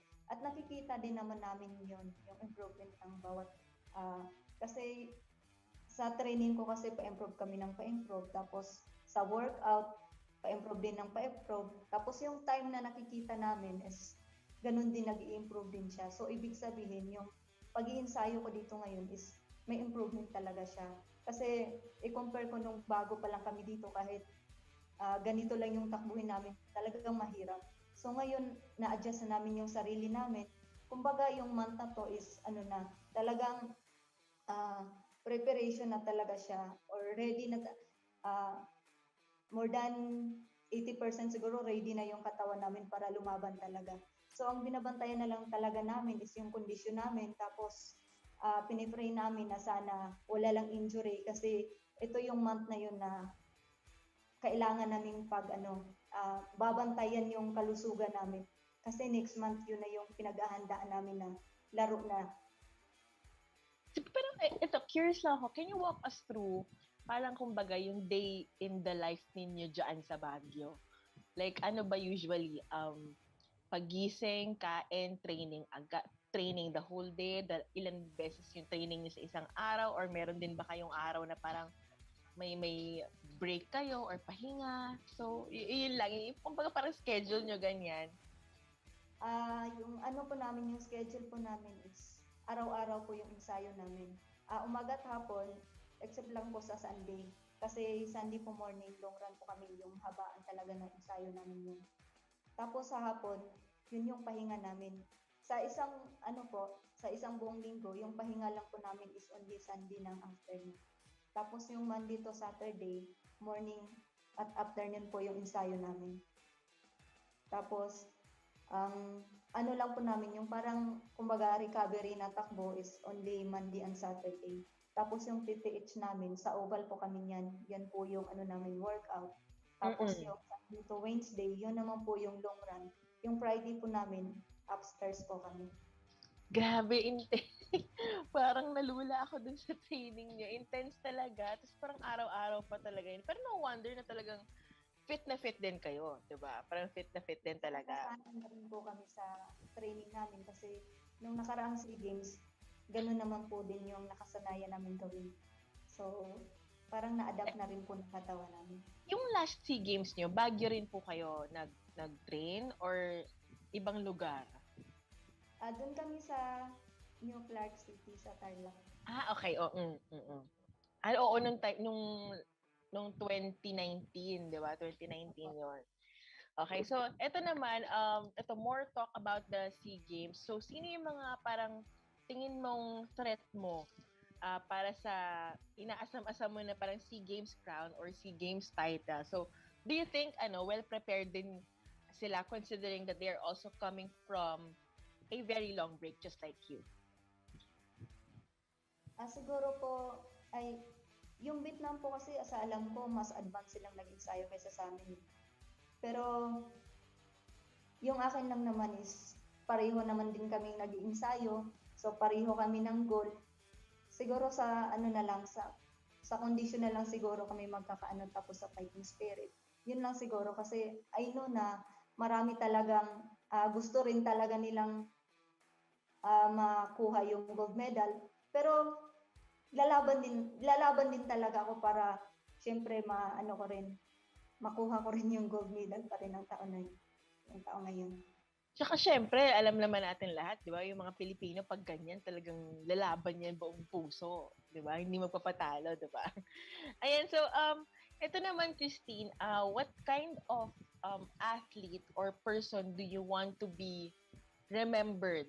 Ayan, pag syempre dumating tayo sa point na kumbaga let's say magre-retire ka na. So anong klaseng atleta or like kung sino yung gusto mong maalala nila from you? Ako talaga is yung ugali ko talaga is may fighting spirit talaga ako. Kasi bago pa lang ako naging isang national team, ang dami ding trials na dumating sa akin na inisip ko nga noon parang siguro hindi ko talaga line tong magiging national team kasi ang daming mga pagsubok na dumating sa akin bago ako nakapasok sa national team. Hindi ganun kadali yung pinagdaanan ko. Kaya naisip ko na kung wala talaga yung fighting spirit ko sa sarili ko noon, siguro nag-give up na ako. Hindi na ako naging national team. Kasi nung time na na training pool pa lang ako, hindi pa talaga ako national team. Naranasan kong mapalis dun sa tinirhan namin kasi nga may mga mga problema lang talaga tapos kailangan ko talagang patunayan yung sarili ko na nararapat talaga akong mabilong sa team. So, yun, pinaglaban ko yun. Tapos, tinapangan ko talaga yung sarili ko, naging positibo talaga ako na mapasok ako sa national team at makapaglaro ako ng SEA Games. At nung nakapasok na ako, yun naman yung target ko, yung medal. Sabi ko kahit baguhan lang ako sa team, kahit wala akong maipagmayabang o wala akong maipagmalaki na ganito yung best ko sa 42, lalaban pa rin ako at kukuha ako ng medalya. Pero yung inano ko na medalya kahit kahit bronze medal lang. Pero sa sobrang abait din ng Panginoon tapos sa pagpupursige ko rin talaga, yun nakuha ko yung gold medal na inaasam ko talaga na makakuha lang sana ng medalya tapos gold pa yung binigay sa akin talaga ni Lord. And it's very inspiring to hear na feeling ko lahat ng viewers natin o yung mga katribo natin ay they can get inspiration from you. Na 'di ba syempre meron tayong pinapangarap. Pero hindi naman it's all about your focus and perseverance. And at the same time, yung faith din natin sa perfect timing ni Lord, 'di ba? And hindi man naging madali ang proseso para sa'yo, hindi man naging madali yung journey mo, the most important thing is, nandito ka na, di ba? Parang you're like a living proof na totoo ang hard work, ang patience, ang focus, ang dedication, at ang faith. Kaya naman ako mga katribo, if you have your like dreams, especially kung gusto nyo maging atleta tulad ni Christine, nakapakinggan nyo to ha, ulit-ulitin niyo tong interview na to para mas ma-inspire pa kayo to chase your dreams. Ayan. Pero ngayon, syempre, hindi pa tayo nagtatapos sa ating show for tonight dahil sa ating pagbabalik, mas kikilalanin pa natin si Christine on a more personal level. Kaya naman, tutok lang mga katribo, magbabalik po ang The Athletes Tribune. This public service advisory is brought to you by Daily Tribune and 100.3 RJFM.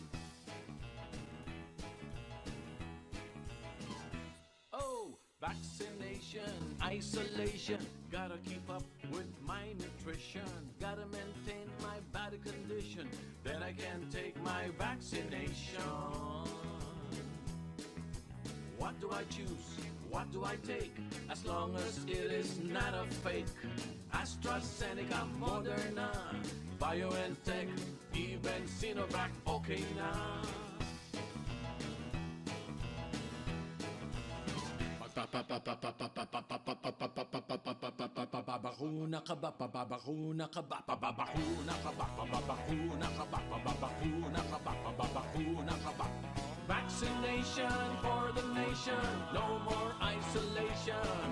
With vaccination, pababakuna ka ba? Pababakuna ka ba? Pababakuna ka ba? Pababakuna ka ba? Pababakuna ka ba? Pababakuna ka ba? Pababakuna ka ba? Paturok, paturok, paturok. This public service advisory is brought to you by Daily Tribune and 100.3 RJFM. Ang Daily Tribune may digital shows na din. Dahil sa mas lumalaki at mas lumalakas nating tribu, handog sa inyo ng Daily Tribune ang mga programang magbibigay buhay araw-araw. Be informed at mag-good vibes tuwing umaga sa programang Gising Na. Be updated sa news and happenings sa Tribune News on Cue. Mas kilalanin pa natin ang mga paborito nyong atleta sa programang The Athletes Tribune. Alamin ang latest entertainment sa programang What's Up. Ma-inspire sa mga kwentong hatid ng Perfect. Search lang ang Daily Tribune sa inyong Facebook at Tribune Now on YouTube. See you there mga katribu!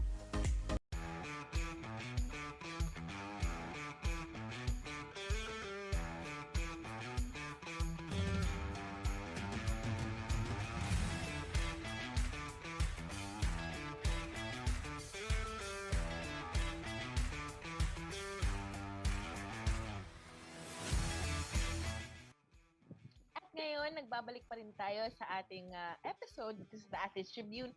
Kasama pa rin natin, syempre, ang National Track and Field star, Christine Halasgo. Ayan, at sobrang enjoy talaga tong ating episode for today. Pero mas mag-e-enjoy pa tayo ngayon sa gagawin nating quick game with Christine. Ayan, so, naku, ready ka na ba dito? Ready ka na ba dito sa gagawin natin? Ayan, syempre, this is also our chance to get to know more about our favorite national track and field star. So, Christine, ito na magagawin natin. Ang segment na ito ay tinatawag nating Fast Talk. O, diba? Familiar ka naman sa Fast Talk, diba? Ayan. So, pero huwag ka mag-alala kasi alam mo yun, yung mga questions naman namin dito, wholesome naman. Hindi naman yung kagulat-gulat. Kaya, mag-e-enjoy ka dito. Okay, so, Christine, ready ka na ba? Ready na ba? Ready na. Okay, so ito, for our first question, ano ang iyong morning routine? Maligo sa umaga. Maligo agad. Ayan, ako struggle ko yan. Pero ayun, maligo sa umaga. Okay, so next question, if you weren't in this career, kung hindi ka atleta, what could you see yourself doing? Siguro magtatrabaho. Sa trabaho? Anong tingin mong trabaho ang papasukan mo kung hindi ka atleta? Kasi public ad student ako. Talaga? Government employees. Government employee, wow. Okay, so ito naman, next question, ano ang guilty pleasure mo? Parang wala kang isip. Wala kang isip. Ano ka ba, parang parang may kina-enjoyan ka ba na fan ka ba ng isang tao, ganyan, tapos parang guilty pleasure mo is lagi mo siyang tinitignan, sinustalk, ganyan, may ganun ka bang parang idol, ganon? Nagbibigay lang naman sa akin na yung mga vlogger na talaga? Yes, yung mga vlogger. Ayan. Okay, ayan. So, ito, So, ito next question natin. How often do you work from bed? Parang nagwo-work ka ba? Parang pero wait lang, aside from being an athlete, may iba ka pa bang karera talaga? May iba ka pa bang ginagawa? Wala na, nakafocus lang ako bilang Nakafocus lang. Pero ito pala, sorry, bago tayo bumalik sa fast talk natin. So, nung pandemic, nung nag-stop lahat ng sports events, syempre, meron ka bang pinagkaabalahan pala nun? Nakafocus ako sa pag-aalaga naman ng anak ko. Talagang mommy mode ka talaga nun. So, athlete and mommy mode ka talaga.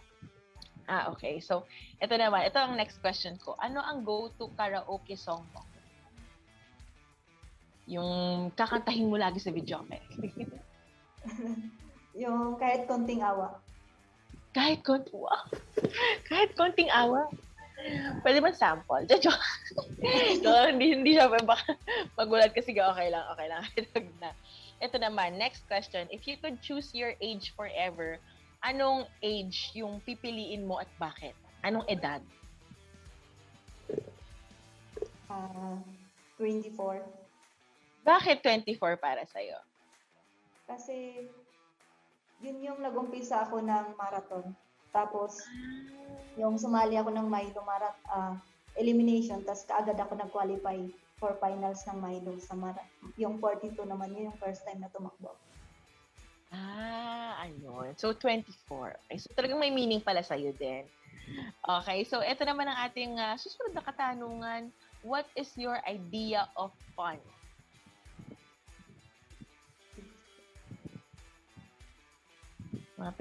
Ginagawa mo para mag-enjoy ka, yung kina-enjoyan mong gawin. Nagbabasa ko ng mga motivational quotes. Ay, wow. Ano din yan, ibang klaseng fun and happiness ang naidudulot niyan, di ba? Masaya ka na, very inspiring pa at the same time. Ayan, so ito naman. Kung mapapatakbo mo ang mundo, ano yung gusto mong baguhin?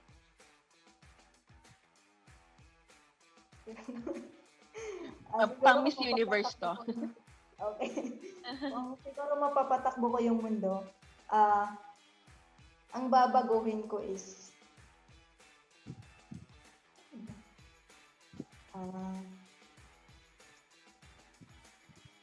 yung mindset ng mga kabataan ngayon. Babaguhin ko yun. Imbis na negatibo yung nila, gagawin kong positive para mas ma-motivate sila na mag-improve sa mga sports na sasalihan nila or maging motivated sila na magsali sa iba't ibang klase ng sports na kung ano yung kahiligan nila para in the future is malayo sila sa kahit anong mga bisyo. Ay, ang ganda naman. Parang ang ganda naman nun. Sana mapatakbo mo talaga ang mundo. Para ganun ang mindset ng lahat. Ayan, so, maraming salamat, Christine, for joining us tonight and for letting us get to know you. Pero bago natin tapusin itong show na ito, is there anything that you'd like to say sa lahat ng iyong mga fans or sa mga colleagues mo na nanonood ngayon? And kung may gusto kang i-promote or may gusto kang pasalamatan, go ahead. Nais kong pasalamatan yung sponsors ko, yung Brooks PH, Brooks Running, tapos Risiaya. Kasi kung noon kasi bumibili lang ako ng mga ukay-ukay na gamit for my training, nagagamit ko para sa ensayo, lalong-lalo ng mga sapatos. Ngayon, pinoprovide ko ng Brooks Running yung mga kinakailangan kong sapatos sa pag-iensayo at sa competition. At ganun rin sa Risiaya, kung ano yung pangangailangan ko sa pagpo-focus ko sa ensayo, pinoprovide nila. So, maraming salamat po. Maraming salamat rin sa Patapa kasi kahit ang daming mga problema na nadaanan nila, nalampasan pa rin ang lahat ng yon at eto kami ngayon, nakapokus na sa pag-iensayo. At sa mga kabataan na katulad ko lang noon na nangangarap lang, huwag kayong mawala ng pag-asa, patuloy pa rin kayong mangarap at think positive lang. Kasi hindi naman ako dumating sa level ko ngayon kung hindi rin ako nanggaling sa baba.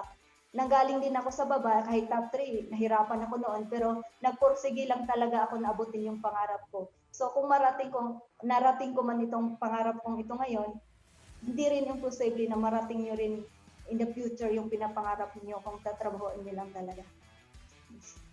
Ayan, wise words, wise and inspiring words from Christine. So muling maraming salamat sa iyo at sa ating mga katribong lagi sumusubaybay sa amin every Monday night. Ako, taos-puso po ang aming pasasalamat sa inyong suporta. So again, I am your host, Nikki Viola, at samahan niyo muli ako next week para sa bagong exciting na episode ng The Athletes Tribune. Have a great week, everyone. Bye!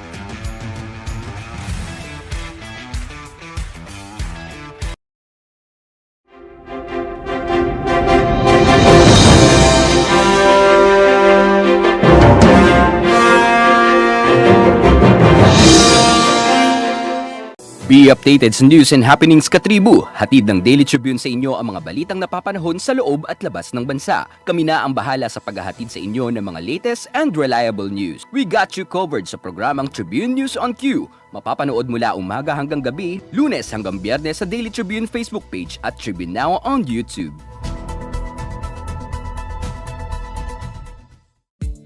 Non-stop showbiz update ba ang hanap nyo? Sagot na yan ang aming Tribune Extra.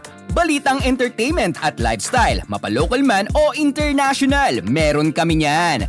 Manood at makichika na kasama si Kim Sancha, Lunes hanggang Biyernes, alas 5 ng hapon sa Tribune News on Q at separate premiere nito ng alas 7:30 ng gabi. Mapapanood sa Daily Tribune Facebook page at Tribune Now on YouTube. This public service advisory is brought to you by Daily Tribune and 100.3 RJFM. Oh, vaccination, isolation. Gotta keep up with my nutrition. Gotta maintain my body condition.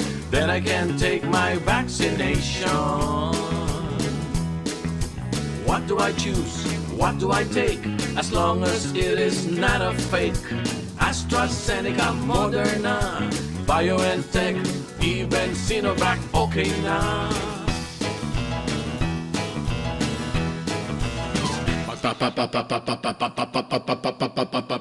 Pababakuna ka ba? Pababakuna ka ba? Pababakuna ka ba? Pababakuna ka ba? Pababakuna ka ba? Pababakuna ka ba?